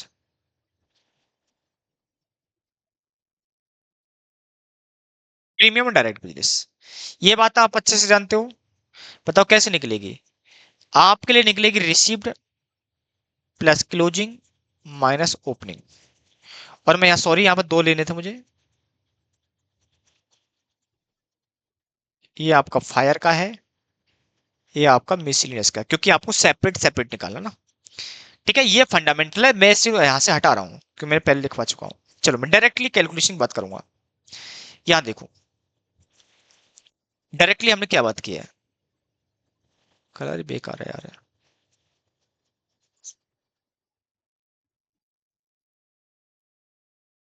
चलो, तो देखो मेरे पास 1 लाख है, प्लस करना है मुझे क्लोजिंग 25,000 का, माइनस करना है मुझे ओपनिंग 20,000 का। बताओ कितना आ गया, मेरे पास आ गया 1 लाख प्लस है 25,000 माइनस है 20,000, 105। सिमिलर मैं इसका निकालूंगा 3 लाख। अब बार बार तो ना लिखूंगा, एक ही जगह एक ही लिख सकता हूं ना इसके अंदर में, तो 3 लाख ऊपर लिख देता हूं, एक को मैं 3 लाख, 3 लैक्स प्लस 15,000 और माइनस कर दोगे 30,000, तो 285। जी प्लस है 15 माइनस है 30, 285। ठीक है, सिमिलर सेकंड का जाओ, premium on reinsurance business seeded, किसको ऐड करना है किसको लेस करना है वो समझ में आ जाएगा बाद में ना। सीडेड मतलब ट्रांसफर कर रहा हूं, ट्रांसफर मतलब मैं बिजनेस दे रहा हूं, बिजनेस दे रहा हूं तो मुझे प्रीमियम भी देना पड़ेगा, तो ceded is always less, accept is always add. ठीक है, ये रटने का तरीका मेरे बाबू, बाकी ऊपर चार्ट देखना पड़ेगा वो। सिमिलर इसमें आ जाओ, बताओ इसमें क्या क्या हुआ आपने। इसमें सीटेड वाला है 50,000, प्लस करना पड़ेगा 5,000, माइनस करना पड़ेगा 10,000, तो आ गया 45,000। सिमिलर आप इसका देख लो, इसका कितना बताओ, 70,000, प्लस करना पड़ेगा 10,000, माइनस करना पड़ेगा वो 20,000, तो 60,000।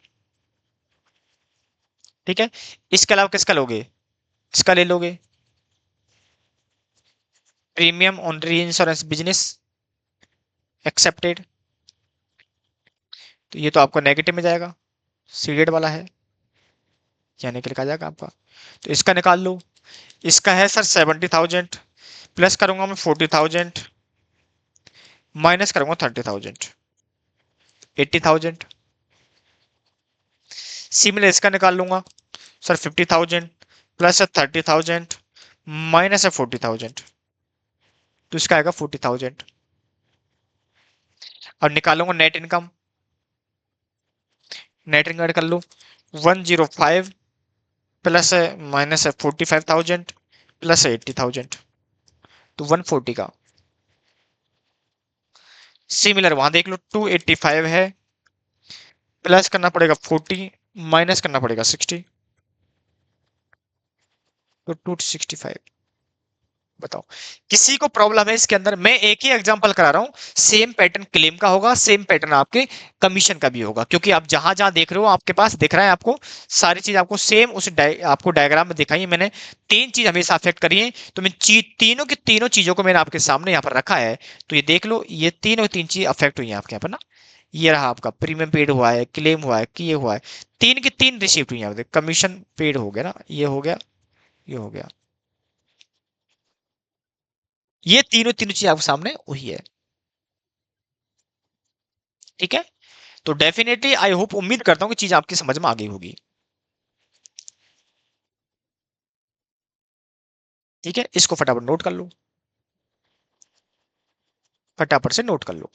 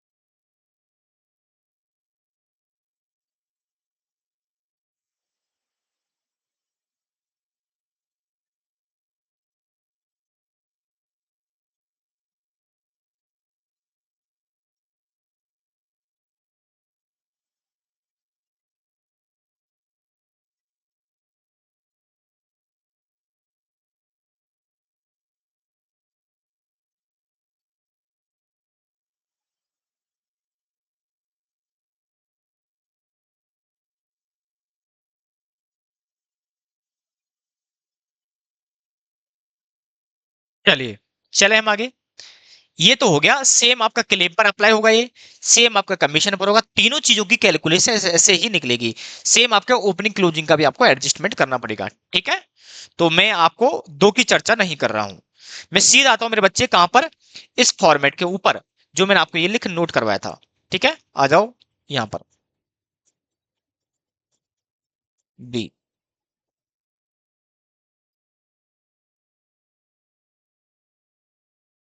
Format of revenue account. Basically आपसे एग्जाम में पीएनएल पूछा जाता है, यदि क्वेश्चन बड़ा आता है तो, और नहीं छोटा आता है एमसीक्यू टाइप में, तो फिर आपसे कैलकुलेशन 4 नंबर में आता है, तो वो कैलकुलेशन नॉर्मल पूछ सकता है। ठीक है ना, बड़ा 7 नंबर का हुआ तो डेफिनेटली आपसे पीएनएल अकाउंट पूछ सकता है, रेवेन्यू अकाउंट पूछ सकता है, फॉर्मेट ऑफ रेवेन्यू अकाउंट।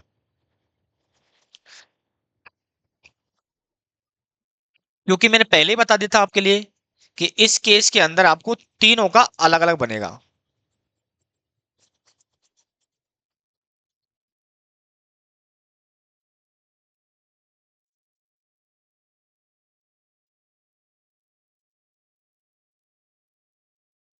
तीनों का अलग अलग बनेगा।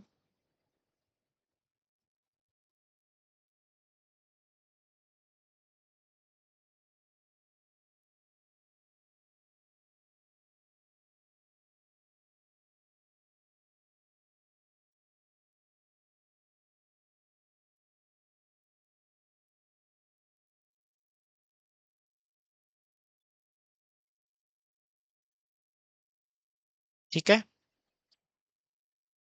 जैसे कि अच्छा तो लिख लो यहाँ पर क्या, फॉर्म बी में है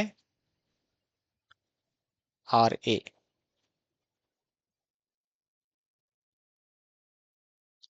पर्टिकुलर है, फायर का है, मेराइन का है, और मिसिलिडस का है। तीनों का अलग अलग बनेगा, ये हमें दिमाग में रख के चलना है। ठीक है, सबसे पहले मैं आपको क्या आएगा, प्रीमियम,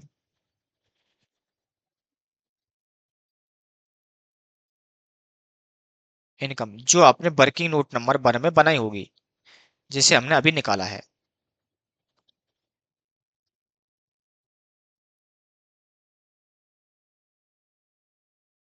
इंटरेस्ट, इंटरेस्ट, डिविडेंड और रेंट इनकम, और भी आपने इनकम निकाली है तो वो भी आपका यहाँ पर आ जाएगा। इसके लिए एक चीज और मेरे बच्चे, एक चीज और, एक कॉलम और बनाना मुझे, वो इंपॉर्टेंट है। मैं इसको यहीं पर बना देता हूँ ना, यहीं बना देता हूँ साथ में। वो है मेरे बच्चे, अलग से कर रहा हूँ मैं, शेड्यूल, शेड्यूल नंबर मैंडेटरी है, याद रखना मैंडेटरी है मेरे बच्चे, ये मैंडेटरी है। ये इसके लिए शेड्यूल नंबर 1 बनेगा, इसके लिए कोई शेड्यूल नंबर नहीं है। ठीक है, तो यहां चाहो तो लिख लो, gross without deduct TDS। Income tax में देखा होगा नेट निकालते थे, सॉरी नेट दे रखा होता था, हम उसको ग्रॉस अप करते थे। सिमिलर आपको यहां पर भी इसको ग्रॉस में लाना है, विदाउट TDS को। जैसे मान लो आपके पास, जैसे देखा होगा सैलरी है आपकी,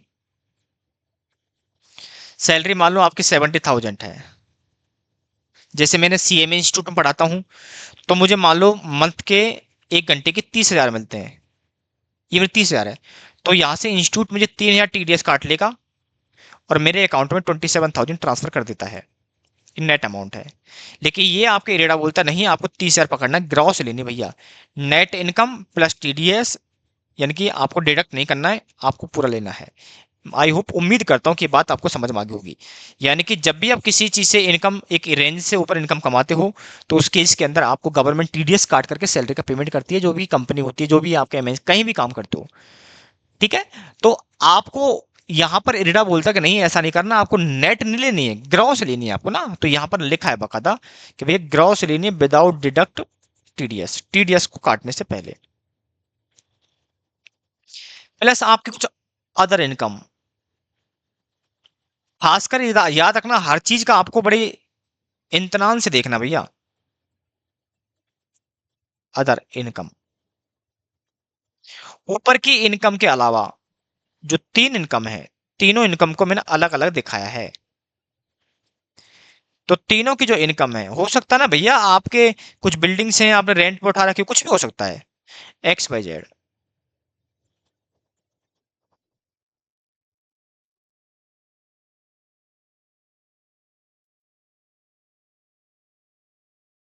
ये आपकी टोटल इनकम आ गई,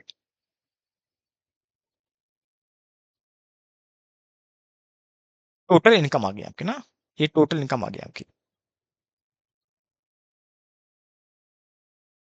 ठीक है, टोटल इनकम निकल करके आपकी आ गई,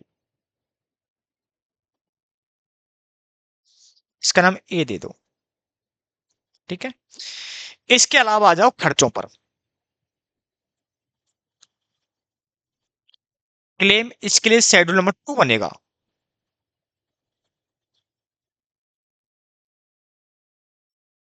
इसके अलावा आएगा कमीशन, इसके लिए नोट नंबर 3 बनेगा। जैसे हमने प्रीमियम निकाला था, सिमिलर है आपकी कैलकुलेशन को नीचे दिखानी पड़ेगी।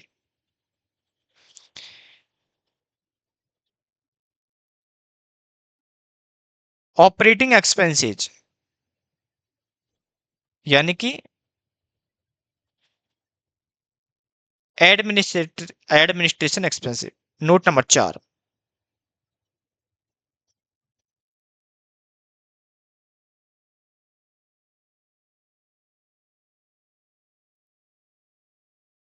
ये करने के बाद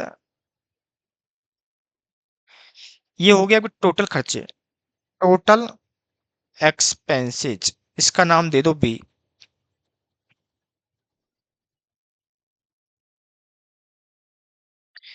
तो मैं अब यहां पर निकालना चाहूं ग्रॉस प्रॉफिट, इसको बोलते हैं ऑपरेटिंग प्रॉफिट।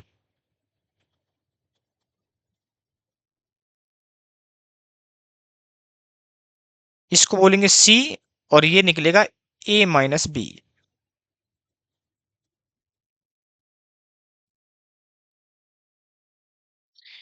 और लेस कर दो इसमें से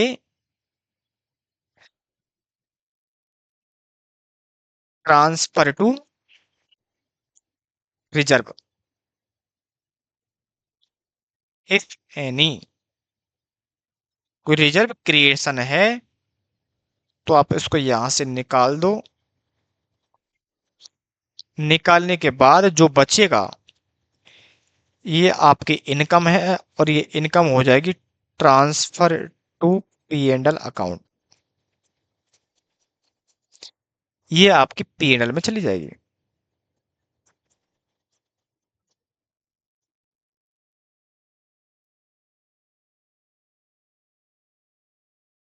क्लियर है? ये आपका रेवेन्यू अकाउंट हो गया। इस केस के अंदर बेसिकली मैंने आपको इसकी चर्चा कर दी है, इसकी चर्चा आप ऑटोमेटिक मानोगे, इसकी भी मानोगे। ये क्वेश्चन में स्पेसिफाइड गिवन होते हैं, ये गिवन होगा तो टेंशन नहीं लेनी है। ये डिस्कस कर चुके हैं हम लोग, इसका डिस्कस मान चुके हो जाएगा। तो बचा क्या, ये है, ये इनकम आपको ऑटोमेटिक क्वेश्चन दे रही होगी, वो आपको डील करना है। क्या मुझे बताओ यहां तक किसी को कोई प्रॉब्लम है क्या? यहां तक किसी को कोई प्रॉब्लम है क्या? यदि यहां तक प्रॉब्लम नहीं है तो इसका मतलब अब हम अपने आगे स्टडी मैट की तरफ चल सकते हैं। आगे स्टडी मैट की तरफ चल सकते हैं, ठीक है? इसको फटाफट से नोट कर लो, 1 मिनट का टाइम दे रहा हूं मैं आपके लिए, और फटाफट से करो इसको।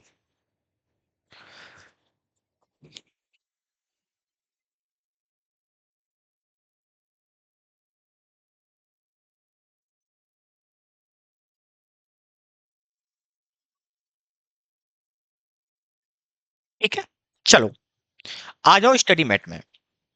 मैंने हेडिंग प्रॉपरली पहले से डाल रखी है, आपको टेंशन नहीं लेनी है। मैंने पहले से हेडिंग डाली, भैया देखो हम क्या ले रहे हैं, बेटा बताओ। इंश्योरेंस कंपनी, यानी कि जनरल इंश्योरेंस की बात कर रहे हैं। जनरल इंश्योरेंस के अंदर पहले से हमने बता रखा था, हम 3 कैटेगरी में लेके चलेंगे इसको। 3 कैटेगरी है इसके अंदर। एक है आपके फायर इंश्योरेंस, एक है आपका मराइन, और एक आपका मिसलेनियस। ठीक है? इन तीनों का जब रेवेन्यू अकाउंट की बात करते हो सेपरेट बनता है, ये बात भी हमें दिमाग में रख के चलनी है। तो ये सारी बातें आपके दिमाग में आपको पता होनी चाहिए। ठीक है, चलिए चलिए भैया, क्वेश्चन देखो क्या बोल रहा है। क्वेश्चन को बड़े आराम से पढ़ना मेरे बच्चे, मेरे बाबू, देखना क्या है। From the following figures appearing in the books of the fire insurance division of the general insurance company. एक इंश्योरेंस कंपनी है जो कि जनरल बिजनेस में डील करती है, तो जनरल इंश्योरेंस कंपनी है। तो जनरल इंश्योरेंस बिजनेस कंपनी के अंदर 3 तरीके के बिजनेस होते हैं, एक फायर का होता है, एक मैराइन का होता है, तीसरा मिसलिनियस का होता है। तो बोल रहा है कि जनरल इंश्योरेंस कंपनी के एक डिवीजन जो फायर में बिलोंग करती है, फायर इंश्योरेंस में बिलोंग करती है, उसकी हमने यहाँ पर इंफॉर्मेशन दी है। और क्या कह रहा है कि देखिए so the amount of claim, ये क्लेम है, देखो मैं क्लेम वहां नहीं कराया था ना, क्लेम अब यहां सीख जाओगे, कोई प्रॉब्लम वाली बात नहीं है। सेम वही पैटर्न है जो प्रीमियम निकाला था। As it would appear in the revenue account for the year ended 31 March 2014। यानी कह रहा है कि जो आपका पीएड रेवेन्यू अकाउंट में जो जाएगा, रेवेन्यू अकाउंट का मतलब मेरे बच्चे ये रहा, रेवेन्यू का मतलब है यहां जो क्लेम जाएगा, यहां जो क्लेम जाएगा उसकी बात कर रहा है कि बता दो भैया यहां कितना जाएगा और यहां कितना जाएगा। ओ माय गॉड, यहां देखो ये वाला जाएगा, इसमें से रिजर्व में ट्रांसफर हुआ उसको हटा दूंगा, से रिजर्व तो बाद में आएगा ना, ये वाला जाएगा। ठीक है, तो इसी की हमें कैलकुलेशन करनी है, और इसकी कैलकुलेशन पैरामीटर हमें पता है। डायरेक्ट बिजनेस लेना है, सीडेड लेना है, एक्सेप्ट लेना है, ओपनिंग क्लोजिंग को आपको एडजस्ट करना है। ये पूरा फंडामेंटल पता है। आइए फटाफट से मैं आता हूं अपने इधर। मैं ले रहा हूं मेरे बाबू आपको क्वेश्चन नंबर 1। क्वेश्चन नंबर 1 क्या कर रहा है बताओ। ये कह रहा है क्लेम की इंफॉर्मेशन दे रखी है, डायरेक्ट बिजनेस है और री इंश्योरेंस बिजनेस। ये oh my God, oh my God, ये देखो ना, री इंश्योरेंस बिजनेस। ओ मेरे बच्चे इधर देखना, री इंश्योरेंस बिजनेस की जब मैं बात कर रहा होता हूँ तो दो तरीके का आते हैं। एक होता सी डेड, दूसरा होता है एक्सेप्टेड। मेरे बच्चे हाँ और ना मुझे बता ना। एक होता है सीडेड, दूसरा होता है एक्सेप्टेड। बोथ आर री इंश्योरेंस बिजनेस। अब यहां क्वेश्चन में ये नहीं बताया कि ये वाला सीडेड है और ये वाला आपका एक्सेप्टेड है। अब सवाल तो घूमेगा माइंड में, बोलो। लेकिन यदि आपको डायग्राम का जो ये आपका कंसेप्ट, जो फ्रेमवर्क था, ये स्ट्रक्चर था, ये जो मैंने आपके लिए फंडामेंटल बताया था, ये माइंड में क्लियर है तो समझ में आ जाए कि कौन सा किसका है। क्लियर है सर, कैसे बताओ ना, चलो फटाफट से आ जाओ। यहाँ देखो, बोल रहा है कि आपने पेड इतना किया है, कोई दिक्कत वाली बात नहीं। जैसे मैंने यहाँ पर रिसीव की इंफॉर्मेशन ली थी, बोलो ना, जैसे मैंने रिसीव की इंफॉर्मेशन ली थी, मिला है, ये दिया है, ठीक है, मैंने यहाँ पर जो लिया था रिसीव था, तो यदि क्लेम होगा तो इसकी जगह क्या जाएगा, पेड। ये पेड की बिजनेस की इंफॉर्मेशन है। तो मेरे बच्चे मैं ऐसा कह दूं, बोलो ना, ये क्या मैं ऐसा कह दूं ये डायरेक्ट बिजनेस है, ये पेड़ है, बट ये भी तो पेड़ है, बट ये री इंश्योरेंस के केस में पेड़ है। मुझे एक बात बताओ, ये री इंश्योरेंस के पेड़ के क्लेम में तो ये भी तो डायरेक्ट बिजनेस का ही होगा। क्योंकि यहां देखो ना, आप पेड़ कहां करते हो, आप पेड़ कहां करते हो, आप पेड़ करते हो बच्चा कहां बताओ ना, आप क्लेम पेड़ करते हो यहां, यहां पर देखो। एक क्लेम आपने ये पेड कर दिया, तो ये तो खुद बोल रहा है ये जो क्लेम पेड है ये डायरेक्ट बिजनेस का है। तो री इंश्योरेंस में पेड कहां पर करते हो, देखो ना, री इंश्योरेंस में क्लेम पेड कर दो यहां पर। ओ माय गॉड, गुरुजी समझ में आ गई बात, बिल्कुल समझ में आनी चाहिए। ठीक है, इसका मतलब ये हुआ मेरे बच्चे, मेरे सोना, इसका मतलब ये हुआ, ये जो है ये सीडेड है, बोलो ना। तो ये भी आपके सीडेड की इंफॉर्मेशन है। यहां पर क्लेम रिसीवेबल है, ये रिसीव हुआ है, तो ये भी आपकी सीडेड की नहीं है, ये आपकी एक्सेप्टेड की है। ठीक है ना, ओ माय गॉड, 1 मिनट रुको ना बेटा। ओहो ओहो ओहो ओहो, हमने इंफॉर्मेशन गलत लिख दी, गलत लिख दी मेरे बच्चे। ये सीडेड नहीं है, ये एक्सेप्टेड है, ये एक्सेप्टेड है। ठीक है ना, ठीक है मेरे बच्चे। Oh my God, oh my God, ये आपके पास एक्सेप्टेड है, ये आपके पास सीडेड है, ये आपके पास सीडेड है। सर कैसे, क्लेम रिसीव कहां होगा, क्लेम रिसीव कहां होगा, क्लेम रिसीव यहां पर होगा।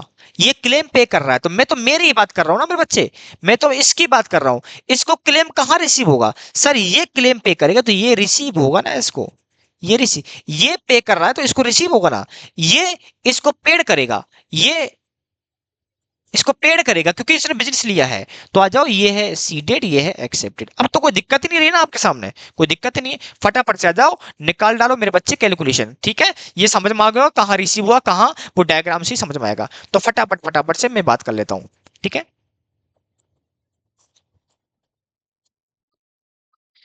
Calculation of net claim paid या पेबल, नेट क्लेम पेबल। ठीक है ना, तो मैं बताओ यहाँ क्या कर रहा हूँ, क्लेम ऑन डायरेक्ट बिजनेस।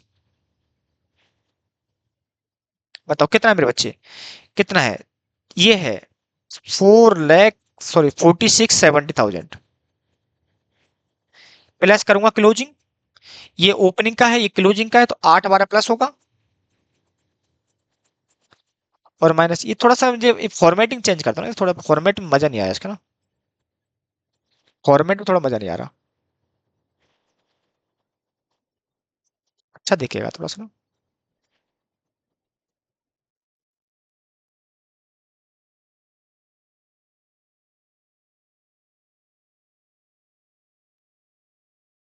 चलो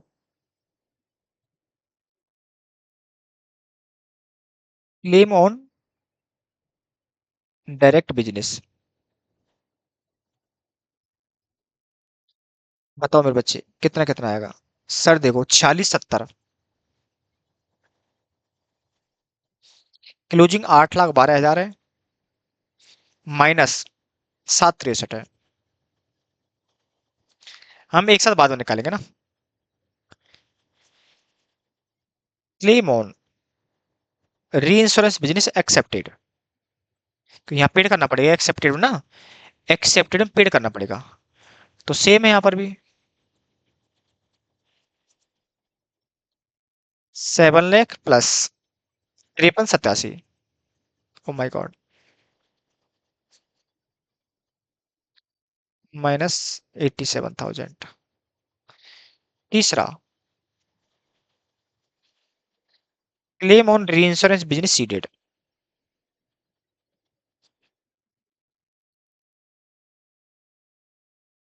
तो सीडेड कितना है, 230 प्लस करूंगा 113 और 66 लेस कर दूंगा 66, नेट आ जाएगा, नेट पेबल फटाफट से निकाल डालो। 40,70,000 प्लस करना 8,12,000, माइनस करना है मुझे 7,63,000। ये आ गया 47,19,000, 47,19,000। यहाँ जाओ 7 लाख है, प्लस करना मुझे 53,000, माइनस करना 87,000। एक बार कैलकुलेशन चेक कर लेता हूँ मैं। 87,000, हाँ ठीक है। ये आ गया 666, 666, 000। यहाँ कितना 2,30,000 है, प्लस करना मुझे 1,13,000, माइनस करना 66,000, 277 प्लस है। सॉरी, देख लेते हैं कौन सा प्लस कौन सा माइनस होगा। यहाँ देख लो, सीडेड वाला जो है वो रिसीव हुआ है, तो ये नेट ऑफ में रिसीव वाला लेस होगा हमेशा, ये नेगेटिव हो जाएगा। 47,19,000 प्लस करना 666,000 और माइनस करना 277,000।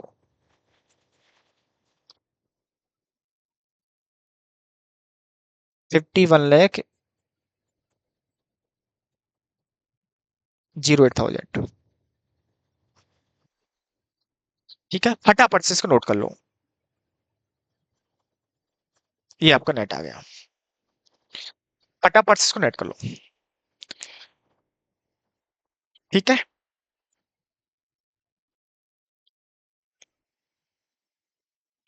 फटाफट से इसको नोट कर लो। ये तो वो वाला अमाउंट है जो आपका रेवेन्यू अकाउंट में जाएगा। चलिए, और क्वेश्चन में क्या डिमांड है, तो ये तो हो गया। आगे बोला गया भैया आपको बताना would we appear in the revenue for the year ended 31 March, ये वाला तो आपको रेवेन्यू अकाउंट बनाना है, क्योंकि यहाँ पर कुछ खर्चे भी दे रखे हैं। ठीक है, तो इसको मैं यहाँ से जो एक उल्टा सीधा लिखा हुआ है इसको मैं हटा देता हूँ। ठीक है, आपको इतना सा याद रखना है इसको ना। चलिए भैया, ये आपके खर्चे दे रखे हैं इसके अंदर, क्लेम से रिलेटेड है। ओ माय गॉड, एक चीज और आ गई बेटा, ओ हो, सॉरी, एक चीज और हो गई। चलो मैं क्लेम का लिखवा दूंगा आपके लिए, एक चीज और रह गई है इसके अंदर, इसमें और जाएगी plus expenses related to claim, क्योंकि कुछ खर्चे ऐसे भी है जो डायरेक्ट क्लेम को ऐड करेंगे, तो उनको क्लेम में मानेंगे हम। जैसे मान लो आपने क्लेम पे किया और क्लेम में कुछ खर्चे किए डायरेक्ट आपने, तो वो भी वहां जाएंगे। ठीक है ना, मान लो क्लेम से रिलेटेड यहाँ जाएंगे, तो आपके जो खर्चे दे रखे हैं, मैनेजमेंट का नहीं जाएगा मेरे बच्चे, मैनेजमेंट का नहीं जाएगा, लेकिन लिखा include 35,000 surveyor and the 45,000 fees. तो इसका मतलब ये हुआ, ये आपके जो खर्चे हैं दोनों के दोनों जाएंगे इसमें। तो लिख लो यहाँ पर सर्वेयर एक्सपेंसेस और लीगल कॉस्ट, दोनों खर्चे कितना है 35 45, ये भी आपका खर्चा इसी का कॉस्ट बन जाएगा। अब ऐड कर लो, तो 51,000, 51 लाख और 8,000 प्लस 35,000 प्लस हो जाएगा 45,000। ये 5188 का। चलो मैं एक बार क्लेम का लिखवा देता हूँ आपके साथ में, ठीक है ना। क्लेम का लिख लो आप, इसको नोट कर लो पहले, मैं क्लेम का लिखवा देता हूँ आपके नाम, क्लेम का लिखवा देता हूँ आपके लिए, जिससे आपको डिफिकल्टी ना हो।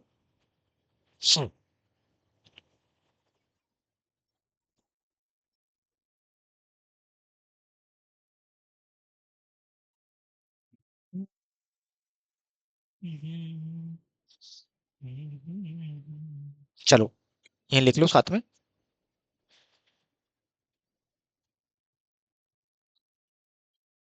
How to calculate amount of claim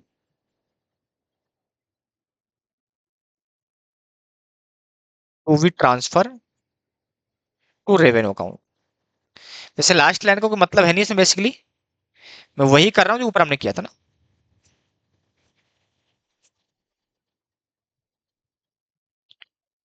claim on direct business, कोई ओपनिंग क्लोजिंग लेना है। Claim on reinsurance business accepted, वही लेना ओपनिंग क्लोजिंग के साथ में।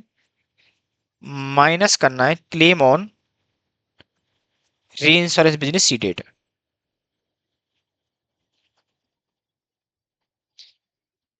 नेट क्लेम्स हैं आपके, प्लस दो खर्चे लोगे यहाँ पर, सर्वेयर एक्सपेंसेज, लीगल एक्सपेंस, याद रखना रिलेटेड टू क्लेम होने चाहिए, ठीक है ना। जब आप क्लेम करोगे तो सर्वेयर भी जाएगा आपका कि भाई देखो कुछ हुआ कि नहीं हुआ है या ऐसे ही, तो वो भी आपके क्लेम के कॉस्ट का पार्ट बनेगा। नॉर्मली सर्वेयर नहीं, रूटीन सर्वेयर वाला नहीं है, बट उस क्लेम के लिए जा रहा है वो, और लगा कि हाँ क्लेम देना बनता है, वो जांच पांच करके आया होगा सर्वेयर, कुछ हो सकता है लीगल कॉस्ट भी लगी हो, मालिक भाई मैं बोलता हूँ इतना, वो बोलता है इतना, तो उस केस में आपके लॉ जो आपके एडवोकेट होता है वो भी अपॉइंटमेंट करना पड़ेगा। मैंने बोला भाई 5 लाख का नुकसान हुआ है, इंश्योरेंस कंपनी 5 लाख का नुकसान, जबकि मालिक बोल रहा नहीं 10 लाख का माल नुकसान हुआ है, तो केस कोर्ट में चला गया, तो वहां पर लीगल कुछ खर्चे भी हो सकते हैं, तो वो आएगा, ठीक है ना। यही था, बाकी कमीशन नॉर्मल है, कोई प्रॉब्लम नहीं है, ठीक है। बस यही है, इसके अलावा बाकी खर्चे मैं इग्नोर कर दूंगा इसमें से। ये देख लो, क्वेश्चन नंबर 2 देखो। क्वेश्चन नंबर 2 में क्या है, क्वेश्चन नंबर 2 बोल रहा है मेरे बच्चे ध्यान सुनना, मैं क्वेश्चन को रीड करवा रहा हूं, समझ में आराम से आ जाएगा। Fact, general insurance company inform you that the claim outstanding 1/4/22 को, देखते हैं ओपनिंग की क्लोजिंग में देखेंगे, आप पास इतने क्लेम हैं, claim paid during the, oh my God ये वही है जो अपने पास दे रखा होता था डायरेक्ट बिजनेस वाला, 64 इतने का, क्लेम आउटस्टैंडिंग इतना तेरे को, ये 12 का, ये हो गया ओपनिंग, ये हो गया क्लोजिंग।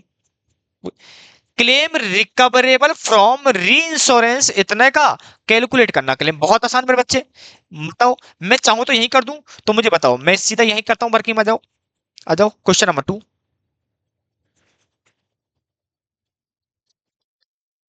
कैलकुलेशन ऑफ क्लेम, बताओ क्या है, बताओ क्या है। क्लेम ऑन डायरेक्ट बिजनेस दे रखा है मेरे पास क्वेश्चन में, क्वेश्चन बोल रहा है मेरे बच्चे इतना है, क्वेश्चन बोल रहा है इतने का आपने पेड किया है, तो 64 लाख, इसको हटा दो क्या मैं ऐसे,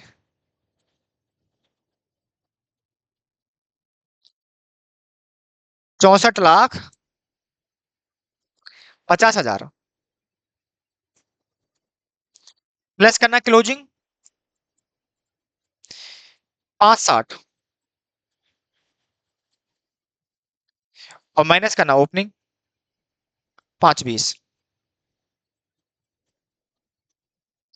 ये निकाल लो। और ये बोल रहा है कि हमने री इंश्योरेंस से रिकवरेबल भी हुआ है, यानी कि हमें रिसीव है, रिकवरेबल है। रिकवरेबल का मतलब क्या है, हमें किसी और से मिलेगा, जो हमने इंश्योरेंस लिया था हम तो सीधे क्लाइंट को पे कर रहे हैं, पब्लिक को पे कर रहे हैं, अब जो पॉलिसी होल्डर्स को हम पे कर रहे हैं, लेकिन हमने उसका कुछ पार्ट किसी और को इंश्योर करवा रखा था सीटेड वाला, तो सीटेड वाला हमें दे रहा होगा, बोलो ना। सीटेड वाला हमें क्या दे रखा हो, इंश्योरेंस दे रहा हो, रिसीवेबल होगा, तो यहां लिख दो क्या,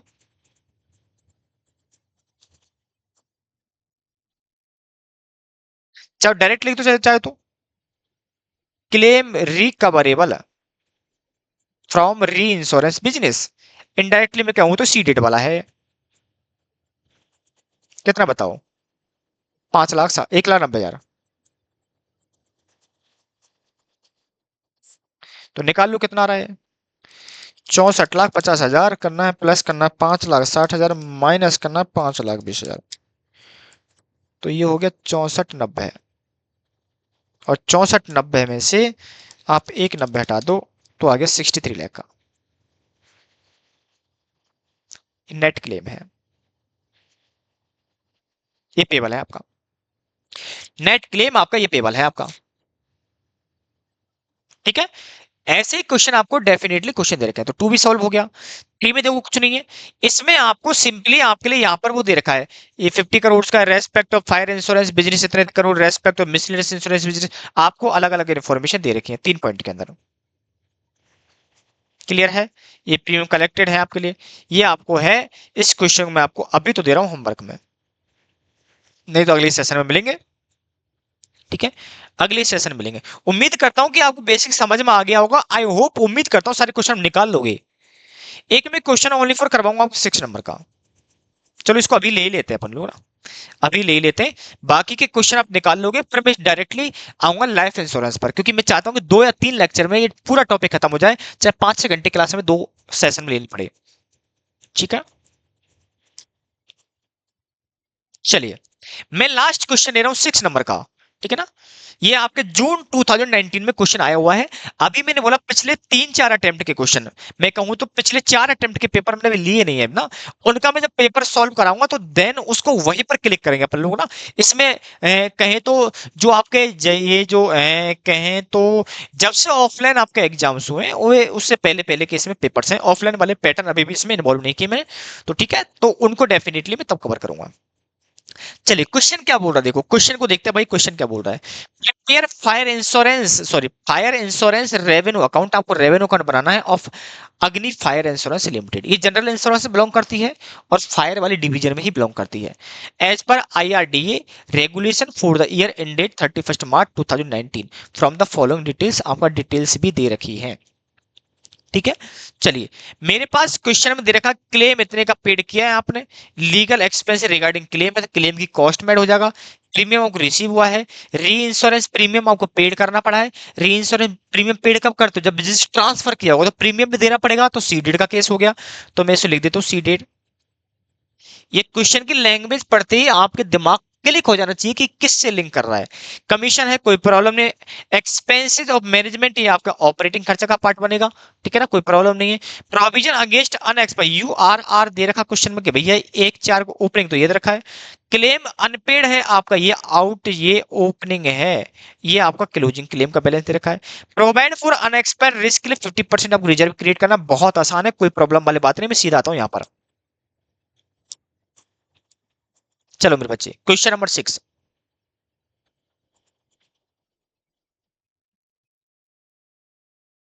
आपको बनाना सीधा रेवेन्यू अकाउंट।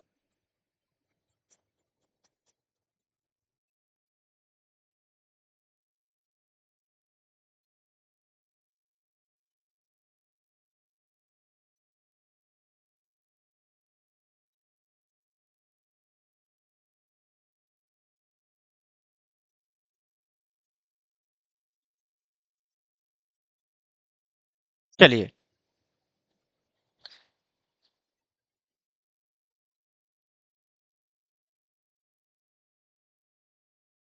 रेवेन्यू अकाउंट है, और वर्किंग की मैं साथ के साथ बात करता रहूंगा।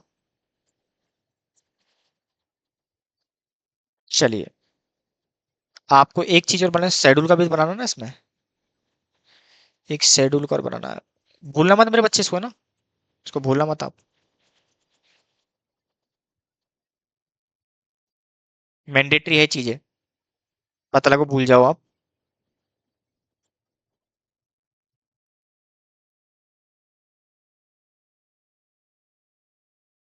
चलिए,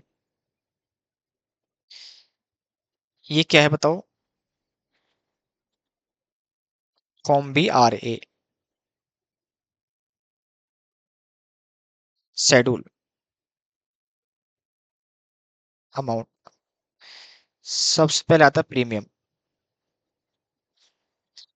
फिर आता है अदर इनकम ना, रेंट, डिविडेंड, रेंट है, डिविडेंड है, इंटरेस्ट है, ये इनकम आती है। ये वन में आएगा, इसका कोई है नहीं है। इसके अलावा यहाँ पर अदर इनकम आएगी, इसका भी कोई शेड्यूल नहीं है। ये टोटल इनकम आ जाएगी।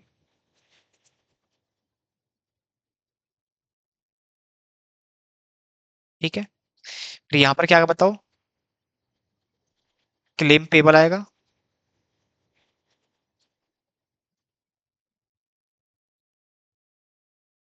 क्लेम पेबल टू में आएगा। इसके अलावा कमीशन आएगा, कमीशन तीन में आएगा। इसके अलावा आप पास और आता सर ऑपरेटिंग खर्चे ना, ऑपरेटिंग एक्सपेंसेस, जिसमें एडमिन क्या आते थे, एडमिन पूर का, बस यही होता था, तीन ही होते थे। हम्म,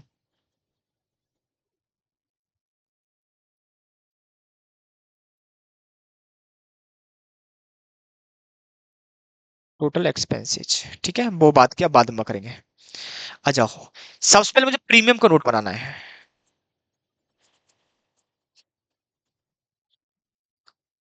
प्रीमियम का, प्रीमियम रिसीवेबल,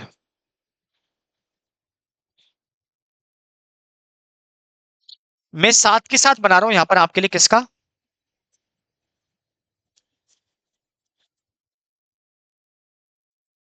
चलो नोट ही डाल देता हूँ ना, शेड्यूल की जगह में थोड़ा सा लिखना पड़ जाता।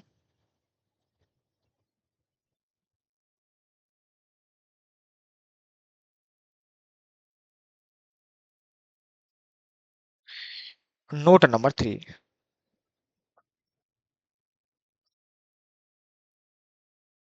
क्लेम पेबल और कमीशन पेबल।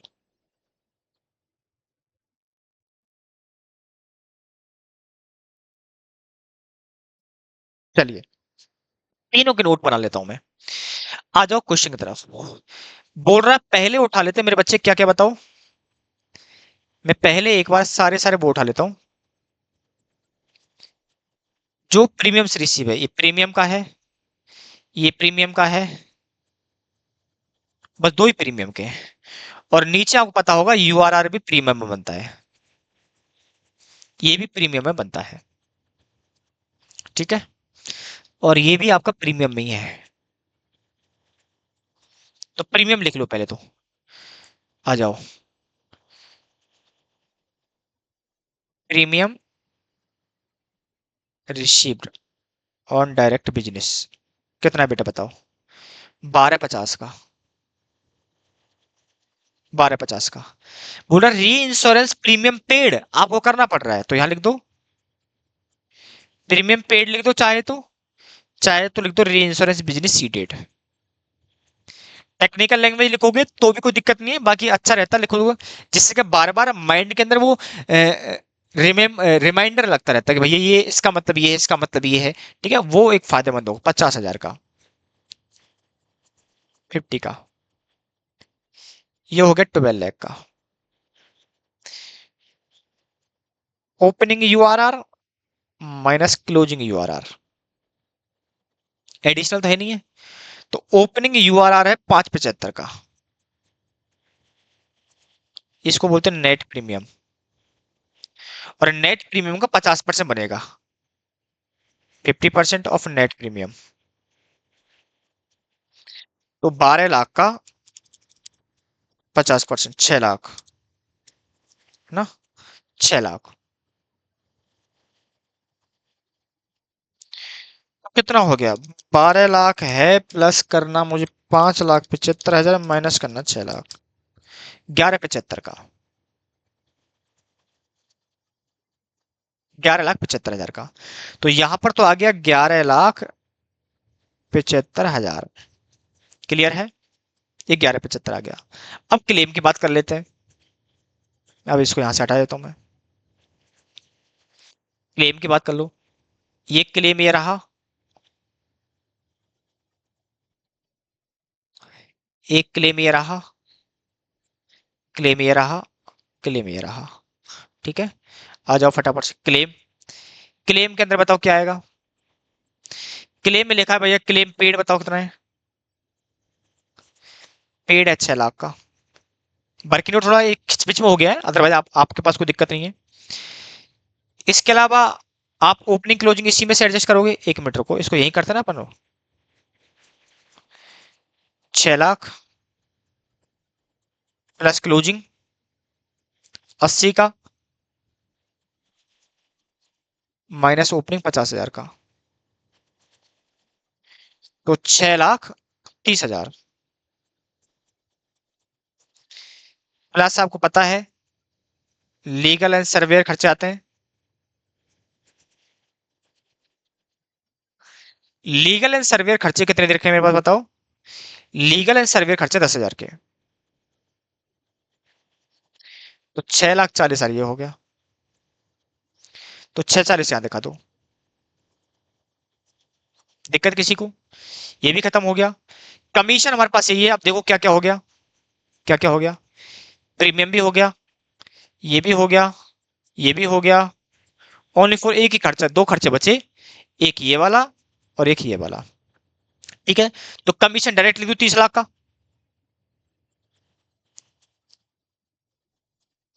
पेड 3 लाख का। यहां कोई दिक्कत नहीं है, तो डायरेक्ट लिख दो 3 लाख का। ऑपरेटिंग में डायरेक्ट लिख दो कितने का बताओ। 2 लाख का। तो बताओ नेट इनकम कितनी आती है। खर्चे आपके 6,40,000 प्लस है 3 2 5 लाख के, 11,40। ये 11,75 माइनस 11,75, 35,000 ऑपरेटिंग प्रॉफिट। 35,000 का। यहां तक कोई दिक्कत है फटाफट से पूछ लो मुझसे आराम से।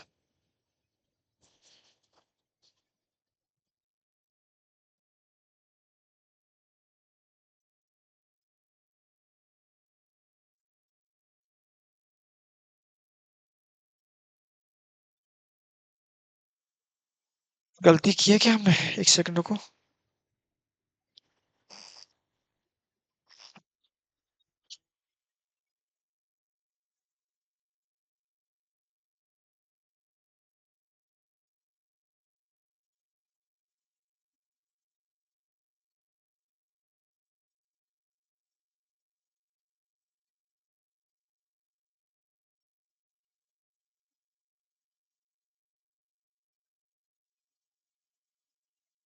ठीक है, ये भी है, आप ये करोगे। 5th नंबर का भी सेम है और 4 नंबर का भी सेम है। 3rd नंबर में थोड़ा सा पढ़ने की जरूरत है आपको, थोड़ा सा सही से पढ़ना है आपको। और सही से पढ़ोगे तो डेफिनेटली आपके सामने इसका भी आंसर मिल जाएगा आपको। ठीक है, तो आई होप, उम्मीद करते चीज समझ में आ गई होगी आपको। और आज का सेशन आज हम यहीं क्लोज करेंगे, क्योंकि आपको उम्मीद है कि जनरल इंश्योरेंस के केस में किसी भी प्रकार का प्रॉब्लम नहीं होगा। जितने भी क्वेश्चन, जिस पैटर्न पर क्वेश्चन आपके एग्जाम में आते हैं, वो सारे के सारे पैटर्न्स मैंने आपके सामने डिस्कस किए हैं। आई होप, उम्मीद करता हूं कि अब आपको इसमें दिक्कत नहीं आएगी। आए तो आपके लिए नीचे डिस्क्रिप्शन बॉक्स के अंदर टेलीग्राम चैनल भी है, वहां भी डाल सकते हो आप लोग।